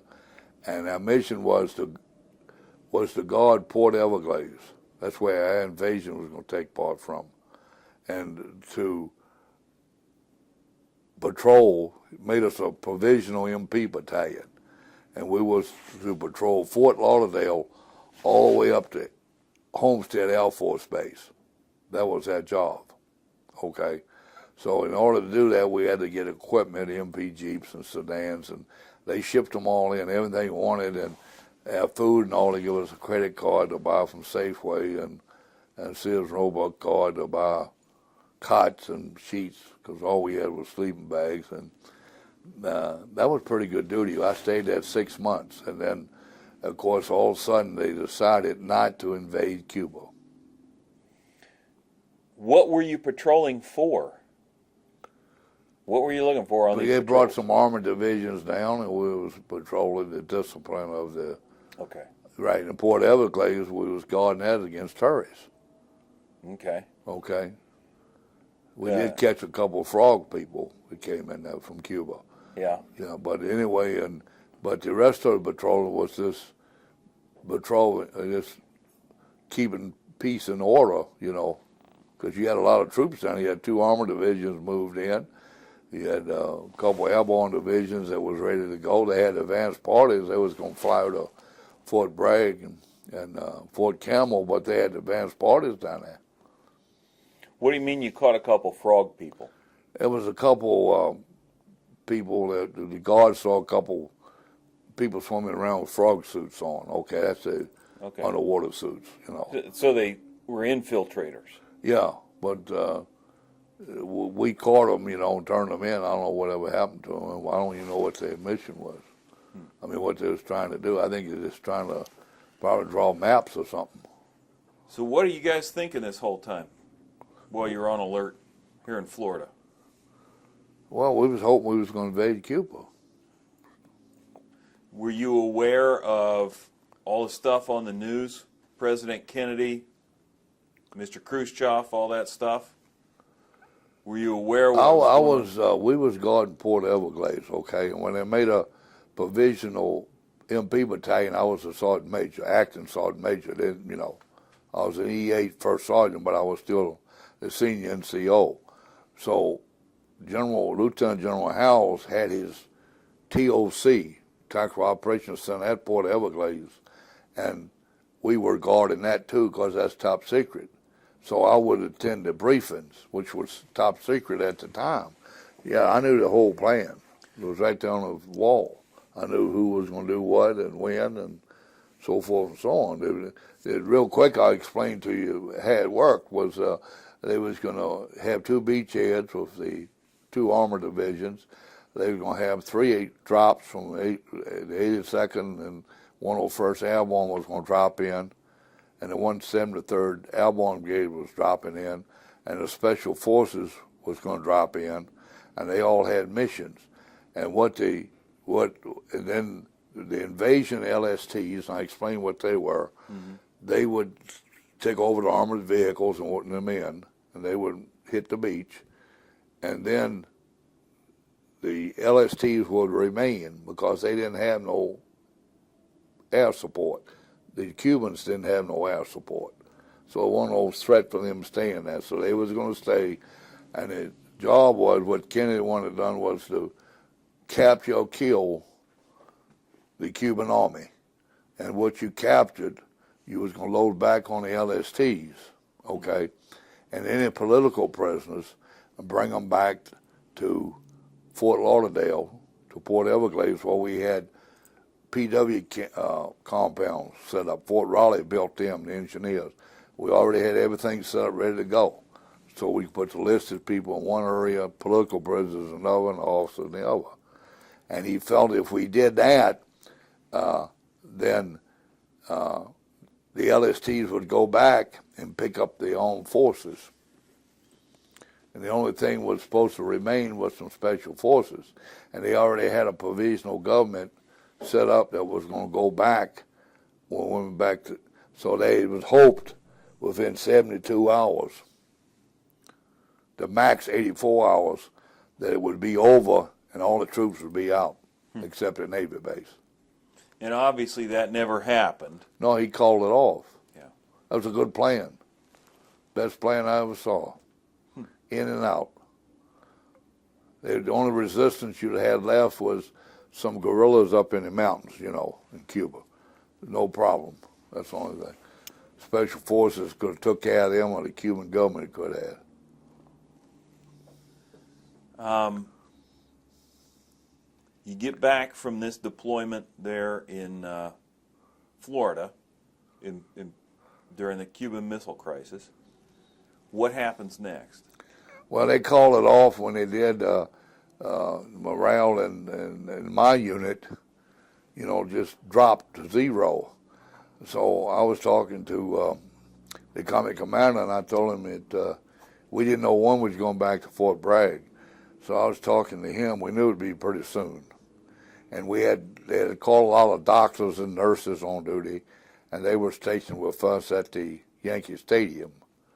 And of course, they brought in a lot of morphine and drugs and stuff, and they was letting them go first because they didn't need them, And so we was trying to figure out what we're going to do with all these drugs and all the weapons we had, mainly the 45 pistols, because as an infantry company, we won't authorize the MP sedans, Jeeps, and all that. And everybody was moving out. No one told us or couldn't get no directions what to do with this equipment. So we decided we'd just take it back to Fort Bragg, and which we did, Just take everything back and see if we could turn it in there, which created a problem because no one wanted to accept the drugs. So finally the Department of Army sent somebody down and got from a hospital at Fort Bragg, and they finally accepted the drugs. There's a bunch of them, but nobody wanted to accept them. So, and they didn't want us to keep them in the supply room neither. So, but anyway, we managed to do that. But when I was talking to him, he had 5 kids, and he lived off post. Captain Dillon was his name. And I told him, I said, look, I know General Rawson, who's a special assistant to Secretary of the Army for Special Warfare. And I says, I'm going to try to call him and see if I can go to Vietnam. I said, I'm all geared up to go. And I said, I need to go. And he said, well, I'd like to go too. I think it would enhance my military career. And I said, well, it probably would. And he said, well, see if I can go. Well, he was half joking. He didn't think I could do it, see. So I called General Rawson and told him, and he said, well, I'll call you back shortly. And he says, and I give him Captain Dillon's name. He called back. He says, orders for the captain's being issued now. So he'll get them they'll come through Fort Bragg, and they'll notify him, because that was our post. He said, now for you, Sergeant, I knew him because I used to be his vice president for the AUSA, that's an Army thing, and I used to travel with him in Europe on a second tour. So anyway, he says, for you, he says, I think you need some more training. And I said, well, I don't think so, but if you think so, General. And he said, yeah. He said, I want you to go to Special Forces School at Fort Bragg. He said, so they're cutting your orders, and you'll go back with your unit. He says, I don't know when that is. That's somebody else that will make that decision. He says, then after you go back to your unit, you'll have orders to go to the next class. And I said, that's fine. Well, the captain, the next day, the captain got notified, and they sent a plane down from Fort Bragg, a little plane to pick him up, because he was immediately going, and he was heartbroken. Oh, my. He won't get no leave or nothing. He was going because they needed him as an advisor. So that's the last time I saw him when they flew him out. So I went back with the unit, to Fort Bragg. Went to the Special Warfare School. It was 6 weeks. Yeah, 6 weeks. At Fort Bragg, the Special At Fort Warfare. Bragg, yeah. And then when that was over, I went on a 15-day leave and moved my family back to Richmond, Virginia, and went to Vietnam. And that was 1961. Can I back you up and ask you a question? What did you guys think when you heard about the Bay of Pigs? What we thought about it, I thought it was another deal like they pulled with Mac off in Korea without using an atomic weapon that they promised those people. I know some of these Cubans talked to them. Matter of fact, a company commander I had in Vietnam, Captain Rodriguez was from that outfit. He was in that battle. You know, he was fighting for Castro at the time. He had been at the Bay of Pigs. Yeah, that was a deal where the government told them, they trained them at Fort Gordon, Georgia, told them that they would support them 100%, that they had no worry, they'd make the beachhead, and so forth and so on. I know, I talked to them. And so they went over and they made the beachhead and landed. They got no way out support. They was led to slaughter. And that's what happened. There's no way with the army that Cuba had, no way whatsoever with air support and artillery support. That's it. You didn't need the infantry. That they could have stopped those people. How did he feel about that? I felt let down, slighted, and I felt that the politicians once again have lied to the people. You know, what you have to remember, the politicians that makes these decisions is not the army, it's not the generals, it's not the chief of staff, it's none of those people. These decisions on what you're going to do and what they say they're going to do is did by the commanding chief, who's the president of the United States, with his advisors. Now, those people are normally, the president he gets 4 years, he might get 8, okay? If he's good enough, somebody will elect him for the 8th year, say, for 8 years. But his staff doesn't stay that long. Some of them stayed 4 years, some of them stayed 2 years, so forth and so on. And those are civilians that's not trained. And it very well should be like that. The Secretary of Defense should be a civilian. The Secretary of Army should be a civilian. There's no doubt about it. You wouldn't want no chance of the military taking anything over. But at the same time, you got to remember that the president is commanding chief, and he's got to know a little bit about the military, and he can't give his word. That's why we hate it in every country. It's only one country, and I've been to a lot of them. There's only one country that likes Americans. Who's that? Australia. Australia, you go there, they immediately treat you like a queen. Regardless of what you say about anybody else, how many times they travel on with during where they go, everyone else hates the Americans, everybody. British don't like you. French don't like you. Hell, they won't even help us out. Nobody will help you. They'll talk, but that's all they'll do.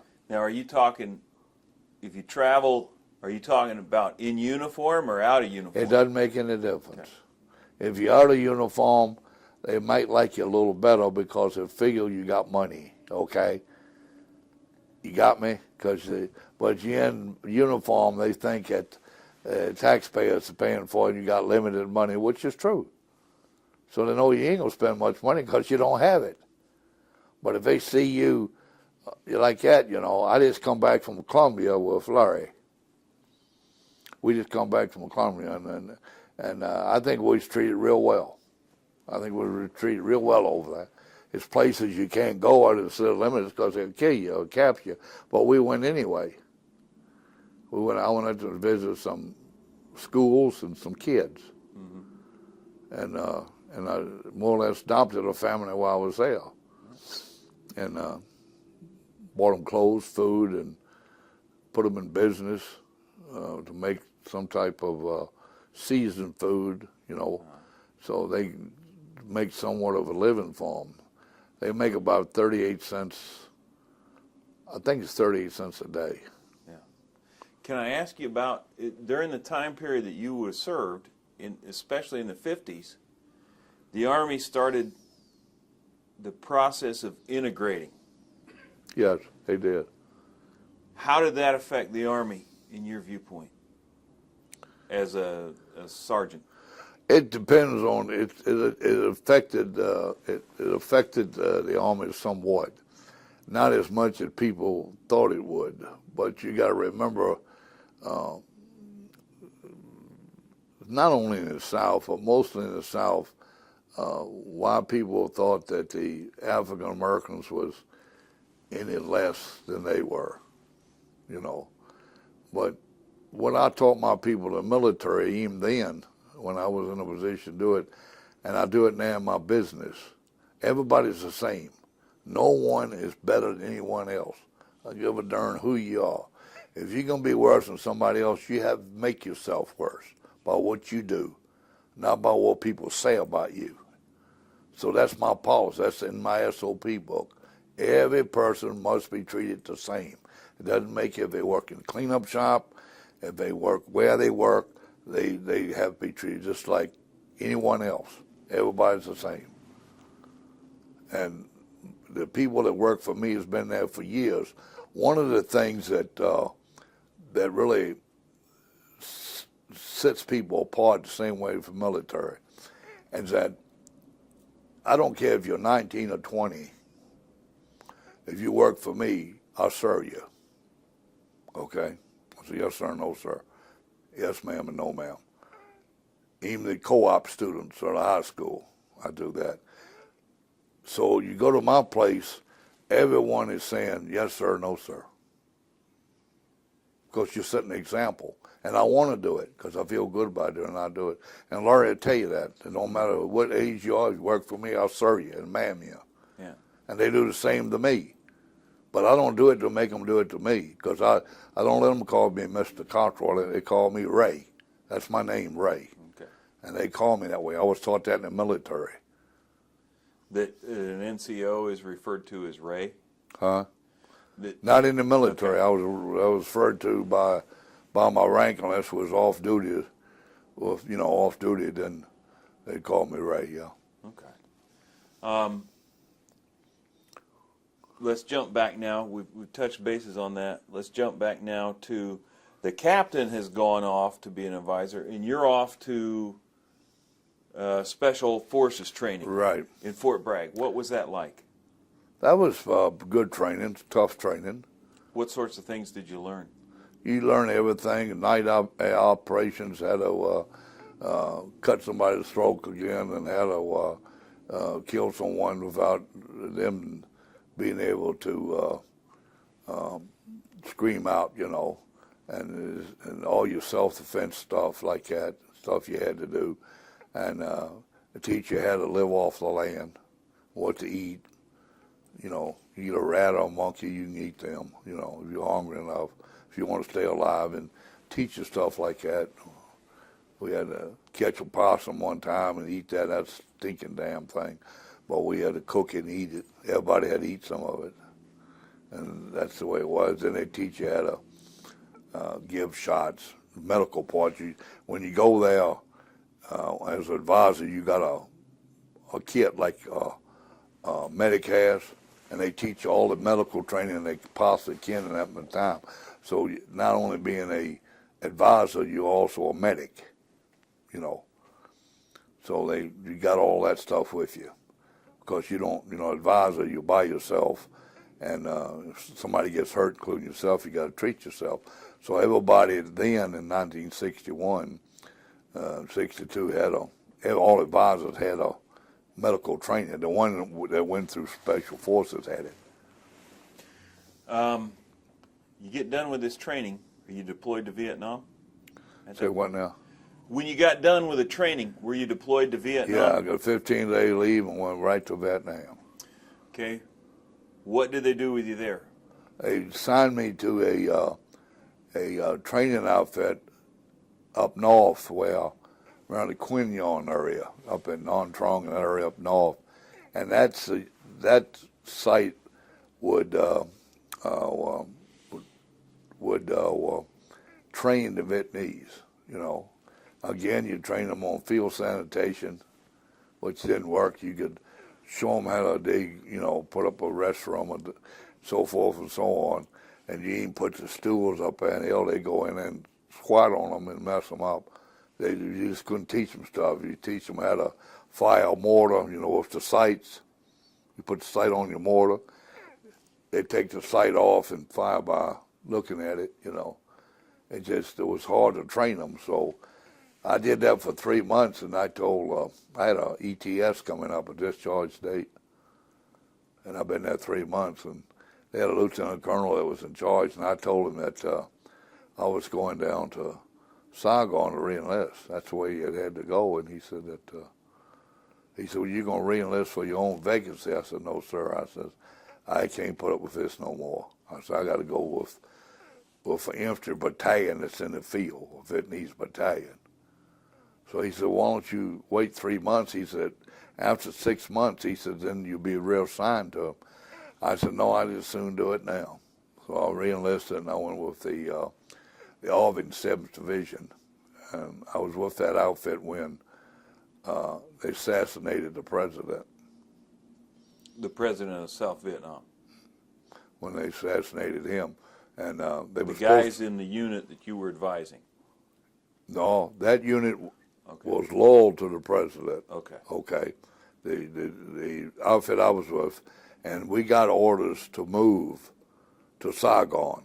Okay, I didn't know the whole story. All the American advisors was called in to the American compound. You weren't supposed to be out there. I never got the word. I don't know if my unit did, and the radio, I had a Vietnamese radio operator. I don't know if he knew it and didn't tell me what, but I didn't get the word. So we got down to the Saigon River, and of course the forces that overthrew the president was blocking us from coming in. And I asked the battalion commander, I said, well, what's going on? I says, these are Vietnamese soldiers over there. He said, well, what they did, they overthrew the government, and our mission is to take the government back. And I said, well, Jesus, I said, you're going to fight one another? And he said, yeah. And of course, they started fighting across the river, both outfits. And a helicopter came over, and I got an emergency frequency, and I called him. And I told him I was still down there. He said, well, you're not supposed to be out there. I said, well, I need you to pick me up.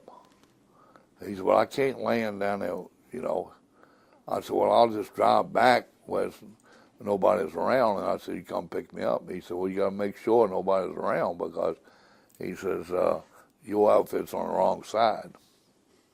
I said, the wrong side of what? He said, the battle. He says, your outfit is fighting for the government, and the CIA's ordered the government to, order the new president to come in there. Whatever happened to that outfit, do you know? They executed the battalion commander and several officers. Took them over to the president's palace and did it. What'd you think about that? I didn't like it worth a darn.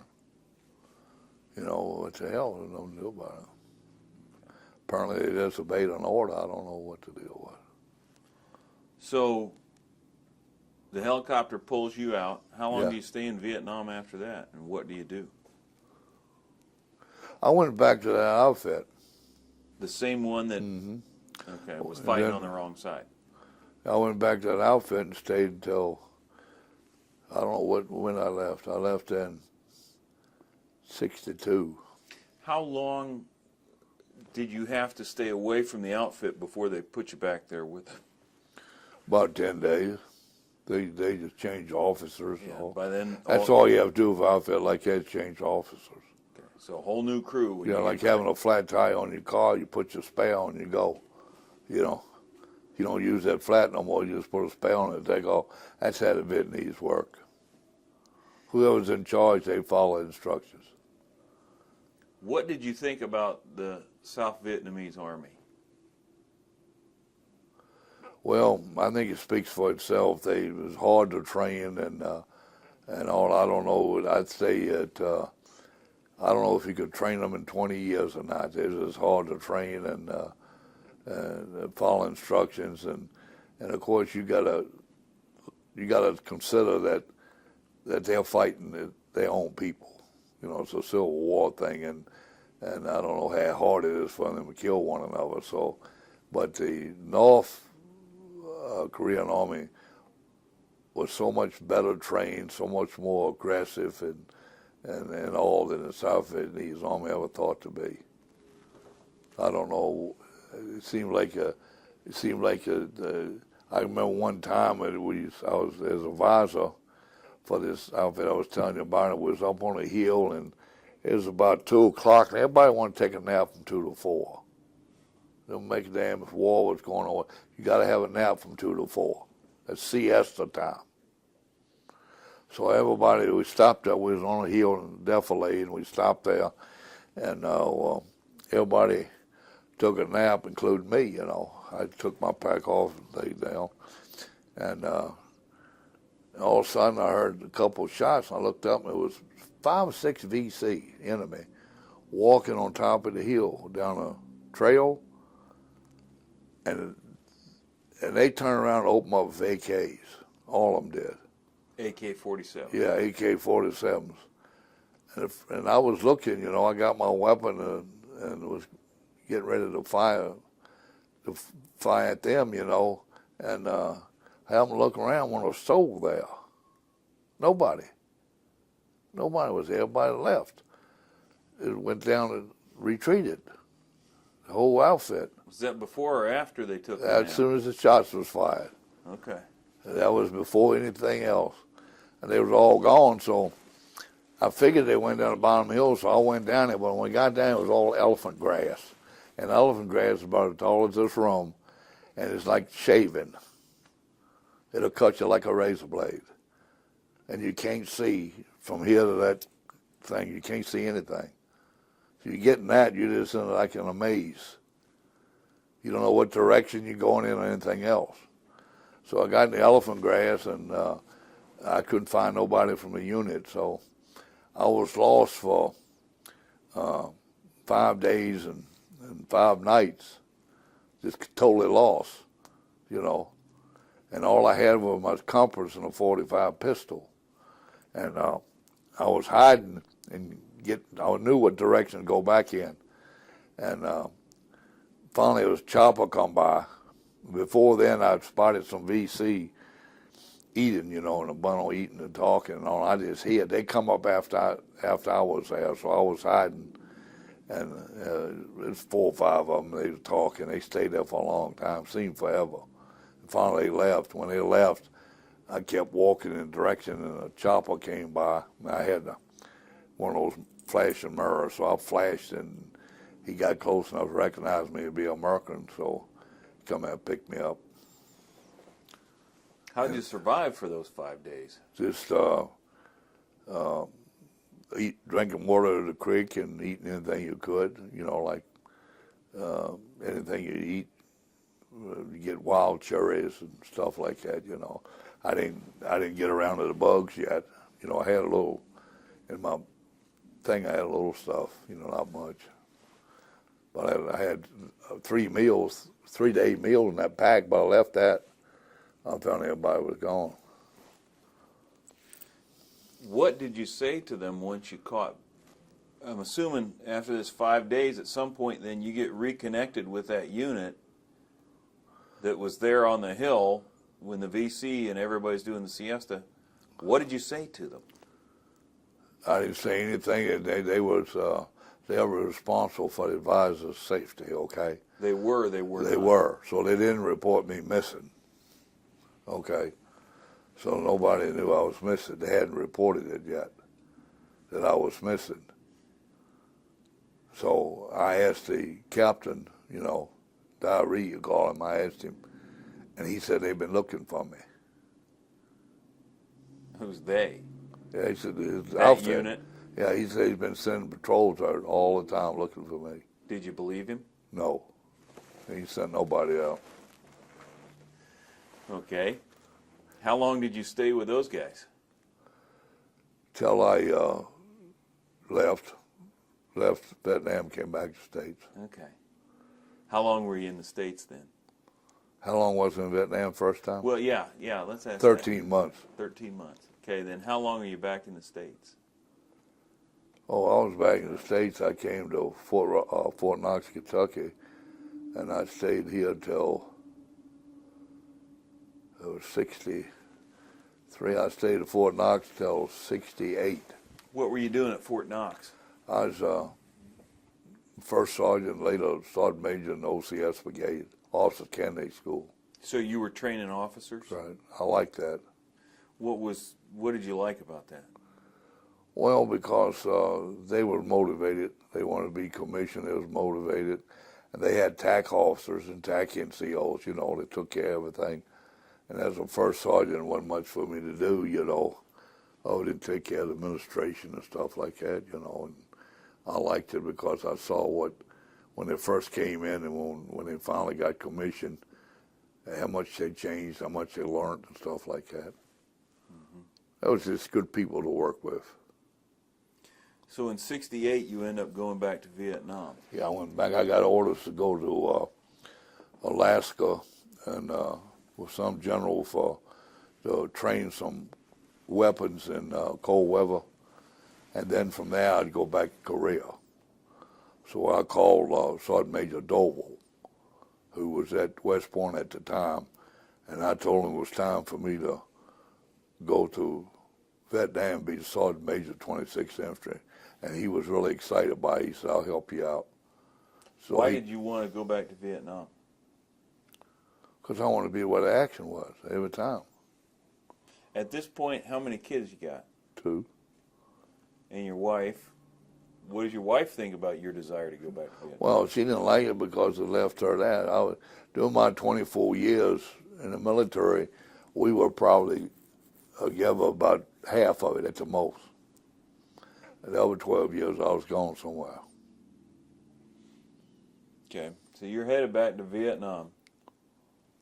Doble pulls some strings, and you end up going back to Vietnam. Yeah. What was that like? There was a big difference between the first time I was over there and this time. What was different? We had more troops. It was really fighting battles, still advising somebody else to do it. The enemy had built up to hell of a strength, you know. And they had I think he had the Chinese advisors for the North Vietnamese, and North Vietnamese was advising the VC, which is the local guerrillas. And it was a big difference. It was all at war then. Okay. What unit were you assigned to? When I was assigned C Company 26th Infantry, then later Headquarters Company 26th Infantry. Okay. You're with C Company. What are your responsibilities there? I was first sergeant when I first arrived at C Company. Same duties you have anywhere, taking care of your people, making sure that they got R&R, making sure they was in the field. But I got an NCO to do all that for me, and I went out in the field with the troops. I stayed with them. What base were you assigned to? Like A. Okay, so where did you go into the country? Benoit or Cam Ranh Bay. Cam Ranh Bay? Yeah. They take you up to Zion? And then I went from there to Ton Son Nhut Airport. Okay. And from there, by truck, I went to Zion, which is First Division Headquarters, Zion, down south. And then I went to Like A. Then you went over to Like A. Okay. What were you doing at Like A? This was our base camp. Yes. Well, we caught everything. This was our permanent post, okay? But we stayed there very little. Most of the time we was out on search and destroy missions until they changed the name, but we still did the same thing. They just changed the name from search and destroy to recon. But as far as the mission, we did the same thing. They changed the name because the people here in the United States couldn't figure out why we had to search. The media was hurting us. Well, while we would search a village, you follow me, didn't destroy it. Well, you destroyed it so the enemy couldn't stay there and couldn't get food. But it also displaced the people that lived there. So we would move them somewhere else. But they didn't want to move because they've been there all their life. What did you think about that? Well, I thought my personal self, I thought it'd be best to leave them, man, not to burn the houses down and all. But that wasn't the name of the game. That wasn't our job. Our job was to search it, destroy it. So that made the people just dislike us more. As you imagine people coming in and burning the house down, regardless of star or what it is. But that was the mission we had to do. That was their job. So they finally stopped that, you know, somewhat they stopped it, you know. But you got to remember, that's what made this Lieutenant Kelly lose his mind and line all those people up and shot them. You know, when you line up people along a ditch, and the kids and little kids, babies, and everybody else, and shoot them, it's very, very cruel. Even if you know the other side of the story, it's still cruel. But the fact is that before this took place, this outfit kept going out. They kept sending this outfit to the same place over and over again. Every time mines would go off and they'd kill people and blow their legs off. So this company and this platoon in particular had lost a lot of people. Half of their people was without legs and arms, you know, or had been killed. So finally, when they got there for the fifth or sixth time, they said, in their mind, they said, we're going to cut this out. We're just going to eliminate everybody in this village so they won't send us back no more. And that's what happened. So they killed everybody. Why do you think that contributed to Cali losing control, or? Kelly is the one that a couple of these NCOs started firing, okay? And then he went along with them and had everybody else to do it.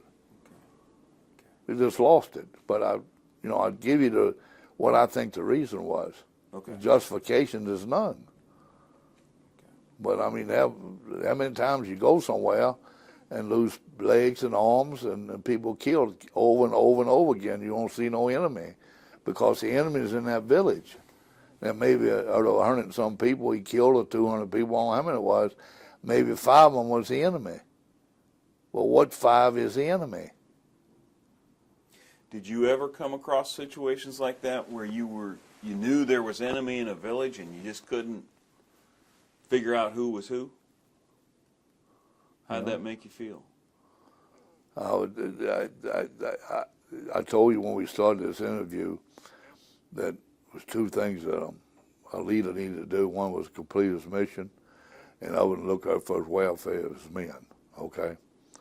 So when we would receive fire from a village, okay, we was not supposed to return fire unless it's self-defense, unless you had to, okay?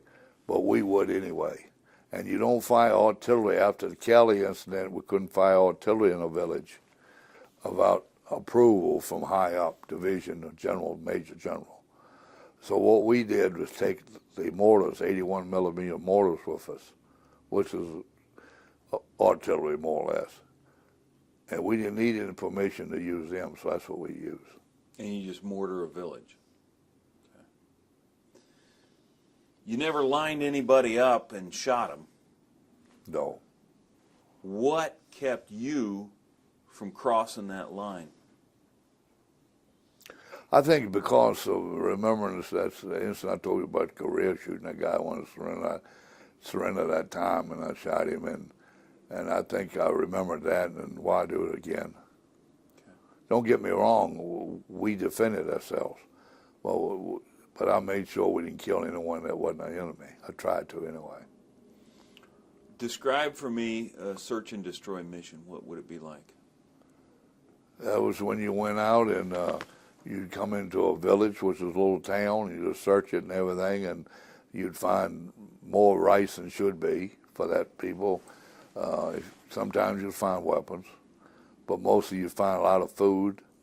You see a lot of chickens and pigs running around. And you know, this village normally wouldn't have that many chickens and pigs. They couldn't afford it. So you knew somebody was supporting them with the chickens and the pigs and the cows, the water buffaloes roaming around. So you knew they were being supported by somebody. You wasn't doing it, so it had to be the enemy. So you made everybody move out and destroyed the village. Just set everything on fire. Did you find medication supplies, medical supplies? Yes. Sometimes? Okay. Anything you received, well, probably at this point.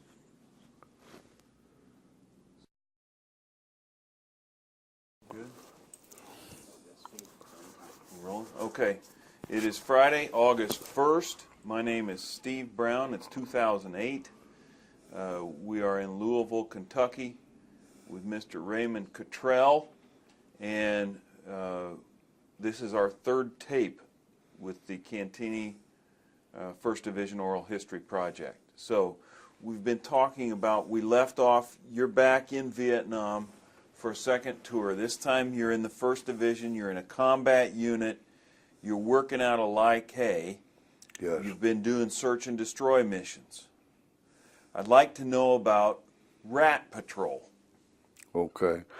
Well, what happened on the Rat Patrol is we had a few soldiers that, like I explained earlier in the interview, that I was a command sergeant major then, and Colonel Ratcliffe was the battalion commander at the time, and we had a few soldiers that had problems.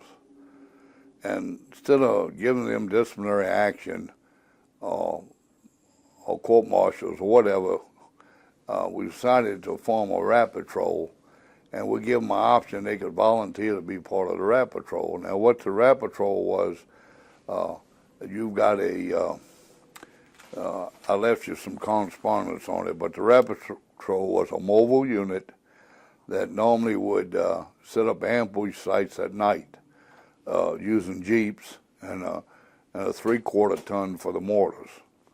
And we would go out at night and pick ambush sites that we thought the enemy would come in to check our line or come in to get food and to terrorize the villages. So we'd pick certain points and wait for the enemy. And we had starlight scopes, and we could see them from a distance away. So we would wait till they got close enough, and of course we would set off the ambush and try to destroy or capture them. It ended up to be a real successful unit. The Rat Patrol was. It run 305 missions total, and during that time we had 2 people slightly wounded, and the third one was myself. But so we had a total of 3 people that became wounded during those actions, and we know by actual count that we eliminated about 60 of the enemy and killed them and captured a bunch of them. And so we stopped the threat in our AO area of the enemy coming in. It became so successful they detailed me to go to other units like the 1st Cal, the 25th Division, and brief them on how it worked, because it was really successful as far as not having friendly casualties. The one night, I think you'll probably find it in the correspondence I left, but one night we went out and General Malloy came out and briefed us. He was the division commander, and he told us he had information from his G1 that the enemy was coming into a little town. G1 would be his intelligence officer, correct? What? G1 is his intelligence officer? Sure. And they had information probably from captured people, enemy, that the enemy was coming in that night down in that area to attack a Vietnamese outpost they had down there. So I didn't think so. I felt the enemy was coming in another location because I had made a deal with the madam of the facility there in that village, the other village. She was in charge, and of course the soldiers went down there, and we nicknamed her Claymore because her face was all messed up like a claymore hit it. So anyway, she had told me that the enemy, and of course they knew she did that, they would probably end up killing her. But she told me they were coming in at another town by the name of Zookme, which was closer to our NDP. So we had to do what the general wanted done. So Colonel Ratcliffe was getting ready to have a change of command. He was moving out. Had been there 6 months, and he's been out with all his units except the Rat Patrol. And he said he wanted to go out to Rat Patrol with us. So we said, "Come on, Colonel, let's go." So we went out, and I had one Jeep from the 16th Infantry and 4 Jeeps from the 26th Infantry. And of course I had my mortars, which we set up behind us. And so we set up the ambush, and I went down with one Jeep down to the area where General Malloy said some enemy would come in. And the rest of them I put where the madam told me, Claymore told me, because she knew more about it than anybody in the G1 would ever know. So I'll put the rest of the unit. That's where the colonel stayed. So we stayed there, and finally we spotted 2 VC coming across the creek. Just 2 of them, and of course they had weapons. There wasn't any more, so we waited till they got in the killing range. We killed them. We no sooner killed them when I heard Colonel Ratcliffe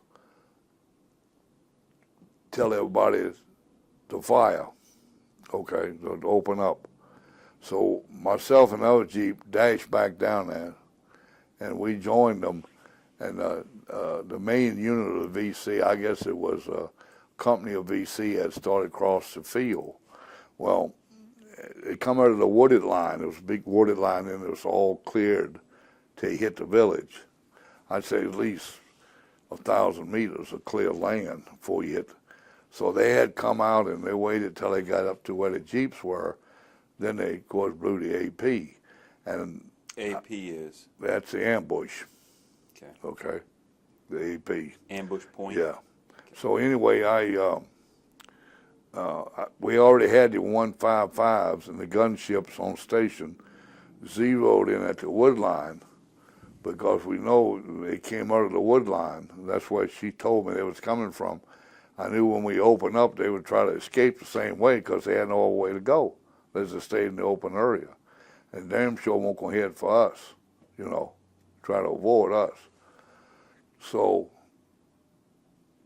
as soon as he blew that, we called a fire mission in, and they couldn't go back in the wooded area because the 155s was hitting there. The artillery, 155 millimeter. Yeah, they was hitting there. And so we had a real successful night, and I think we had 17 enemy killed and a bunch captured. But that particular night with about 34 people, the Rat Patrol, we had more body count than the entire First Division, 16,000 people, did that one night, just that one night. So everybody was real pleased with that.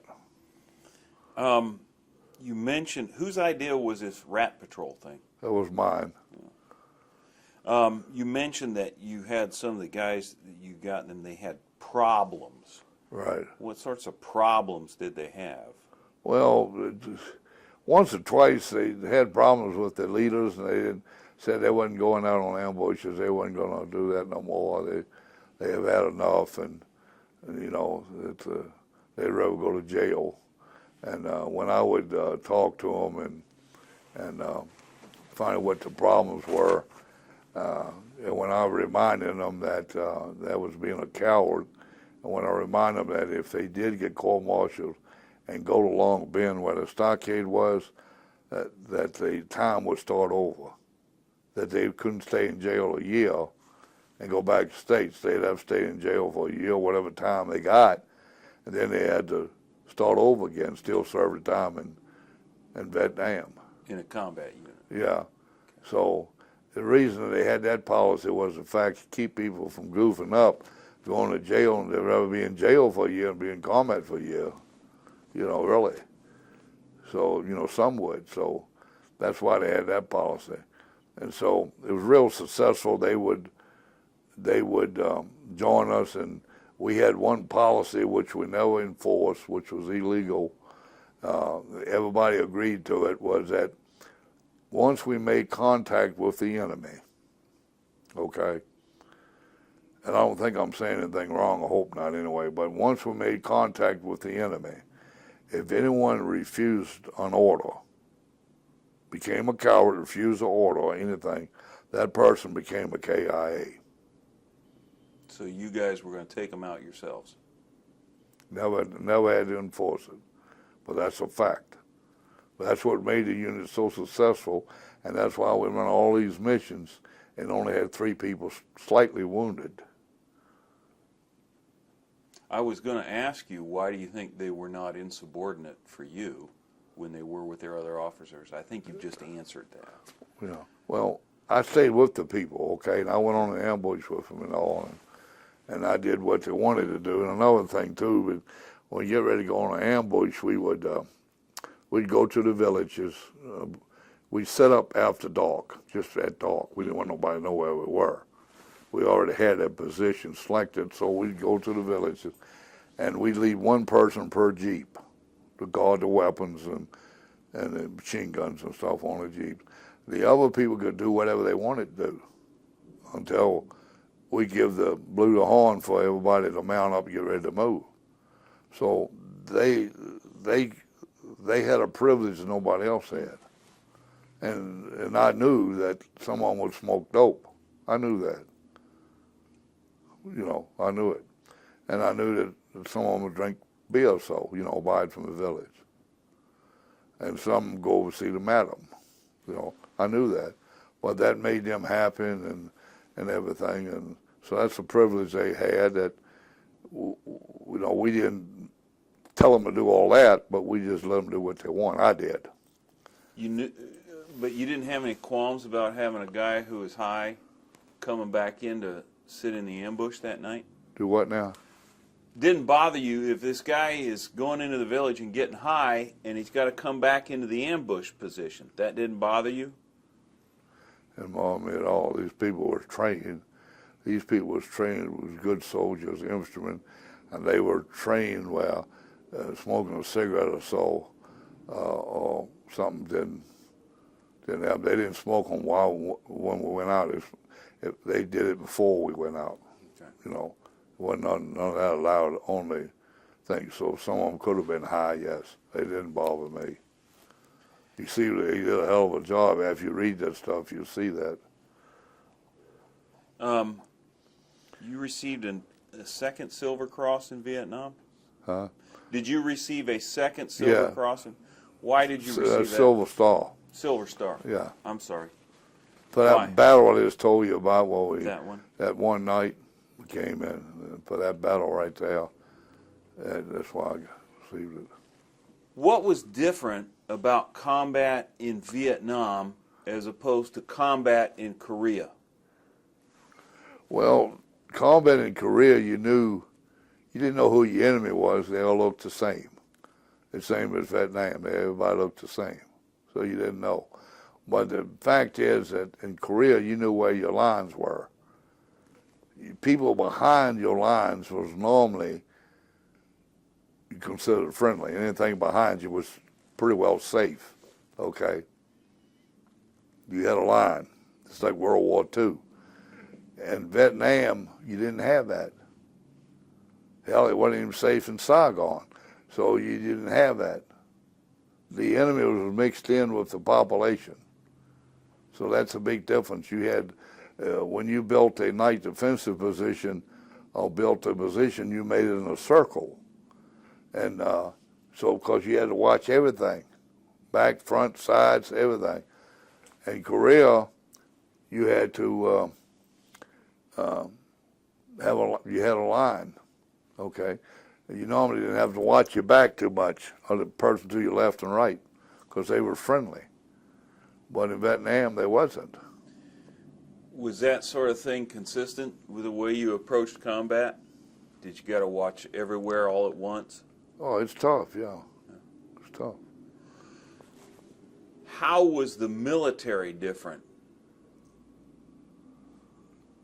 in Vietnam versus in Korea? I think the soldiers that came to Vietnam was younger than they were in Korea. I think when the war started in Korea, we had professional soldiers that's been in for a while, very few replacements, you know, and the reservists was older people, you know, in age. The reservists who had served in World War II? Right. The average soldier in Vietnam was probably about 18 and a half, maybe 19. It was like me in Korea, they were kids, you know. And, of course, we had people say, well, what's the difference between a regular soldier, a regular Army soldier, and a draftee in combat? None. None. Peacetime, maybe so. But in combat, none. They all couldn't tell one from the other. They was drafted or not. And while we're talking about that, what they need to do now, they need to have the draft back. If they're going to have a military to defend this country from terrorists, and I guess China more so now, they're going to have the draft back. And if a person wants to be an American citizen, I think it's only that person's right, that person's duty, regardless if it's male or female, to serve at least 6 or 9 months in the military, get training, and go in reserve. At least that. I can tell the difference between a person and the young people nowadays ain't like it used to be. So most of them don't want to work. And the ones that do work don't work well. And high school don't teach them anything. They can't even balance a checkbook. They don't know anything. They don't even know how to answer a phone. I have co-ops working for me. They don't know anything. They don't even know how to use the restrooms proper. I think the toilet paper is supposed to be on the back of the commode when it's supposed to be on a thing on the wall. They don't know the difference because the parents don't teach them.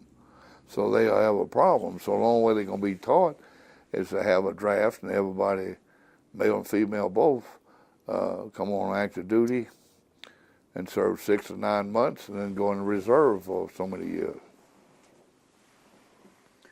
What do you think, from the time you entered in 49 to 72, what was the biggest change in the military that you saw? The biggest change in the military I saw was done through politicians.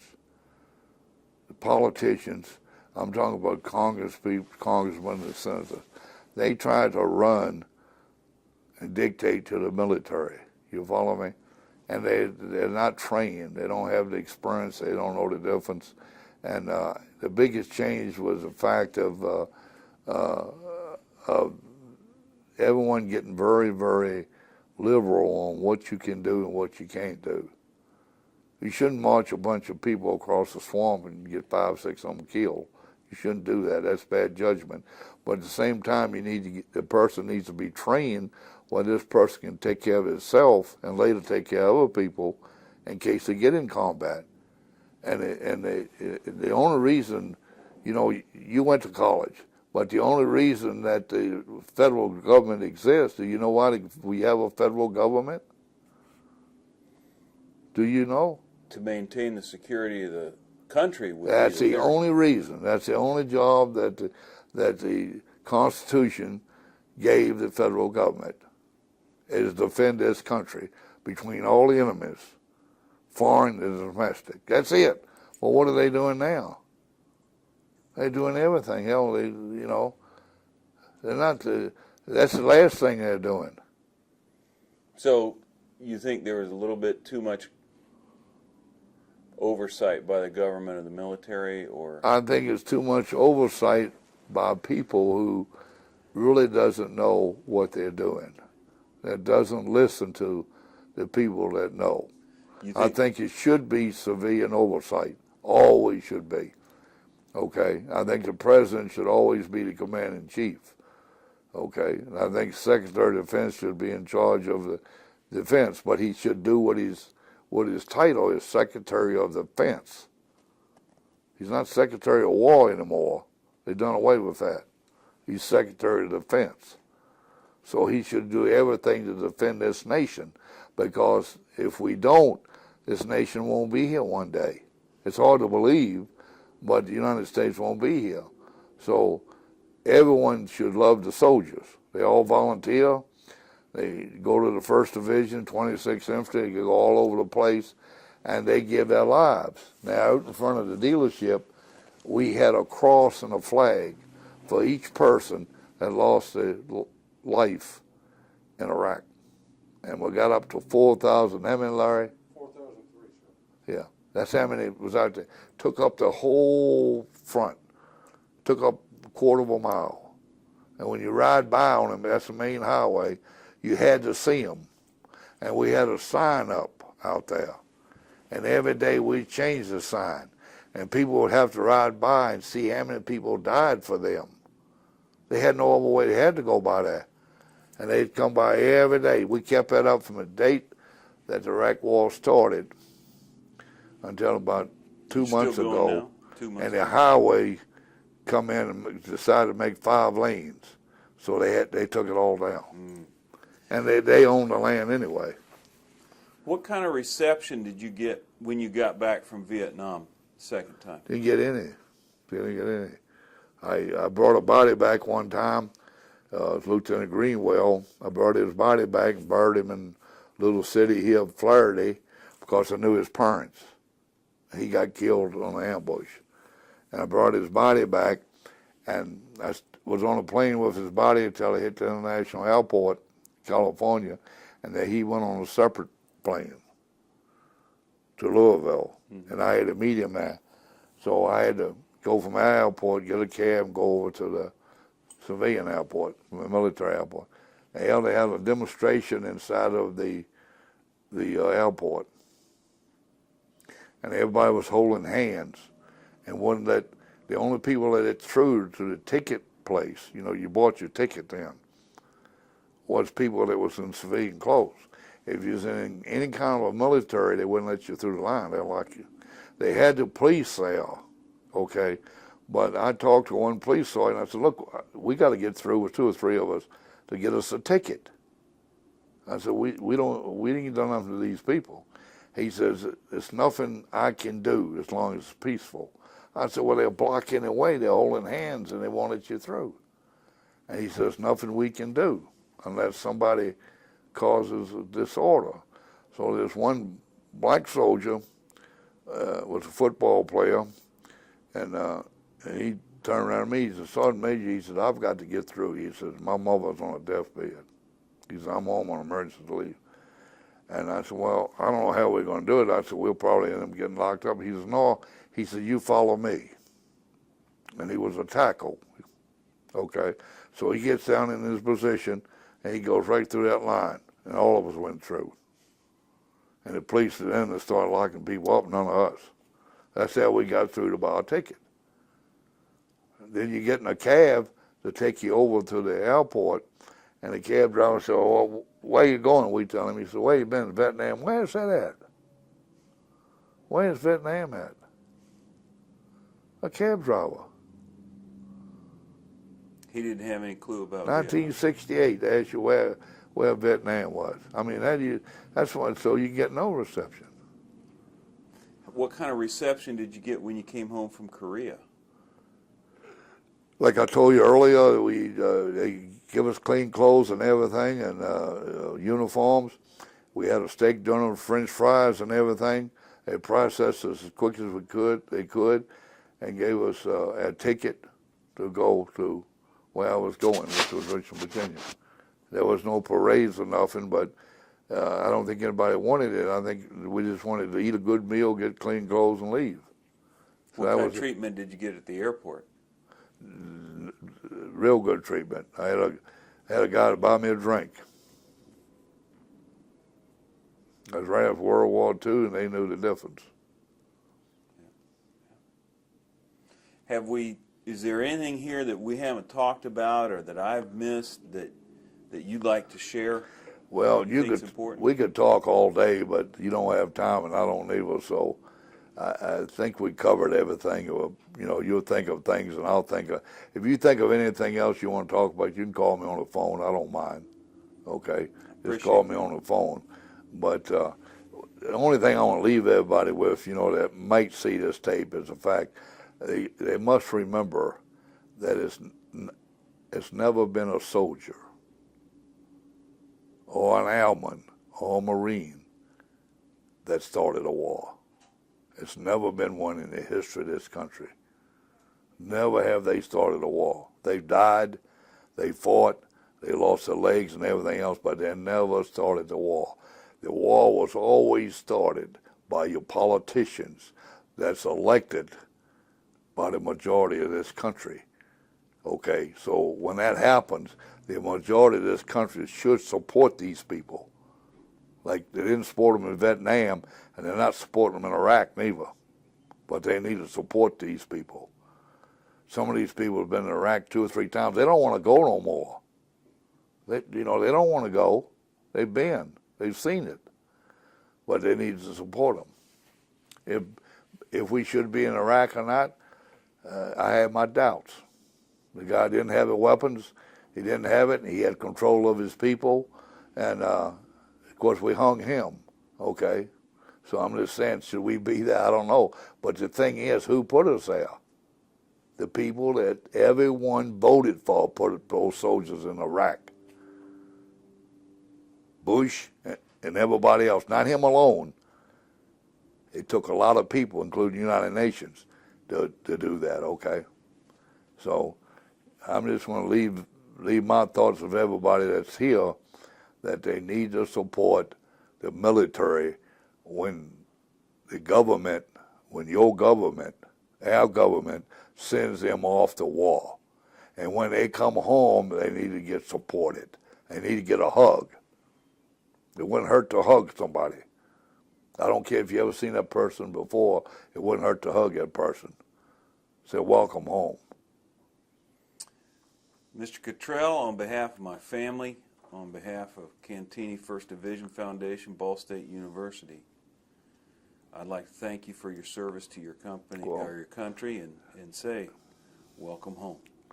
I enjoyed talking to you, Steve, and enjoyed meeting the other fellows here and the lady. I enjoyed meeting all of you, and I hope you luck in your future. And I hope maybe I left something with y'all, You did. about the military anyway. Thank you. Thank you very much.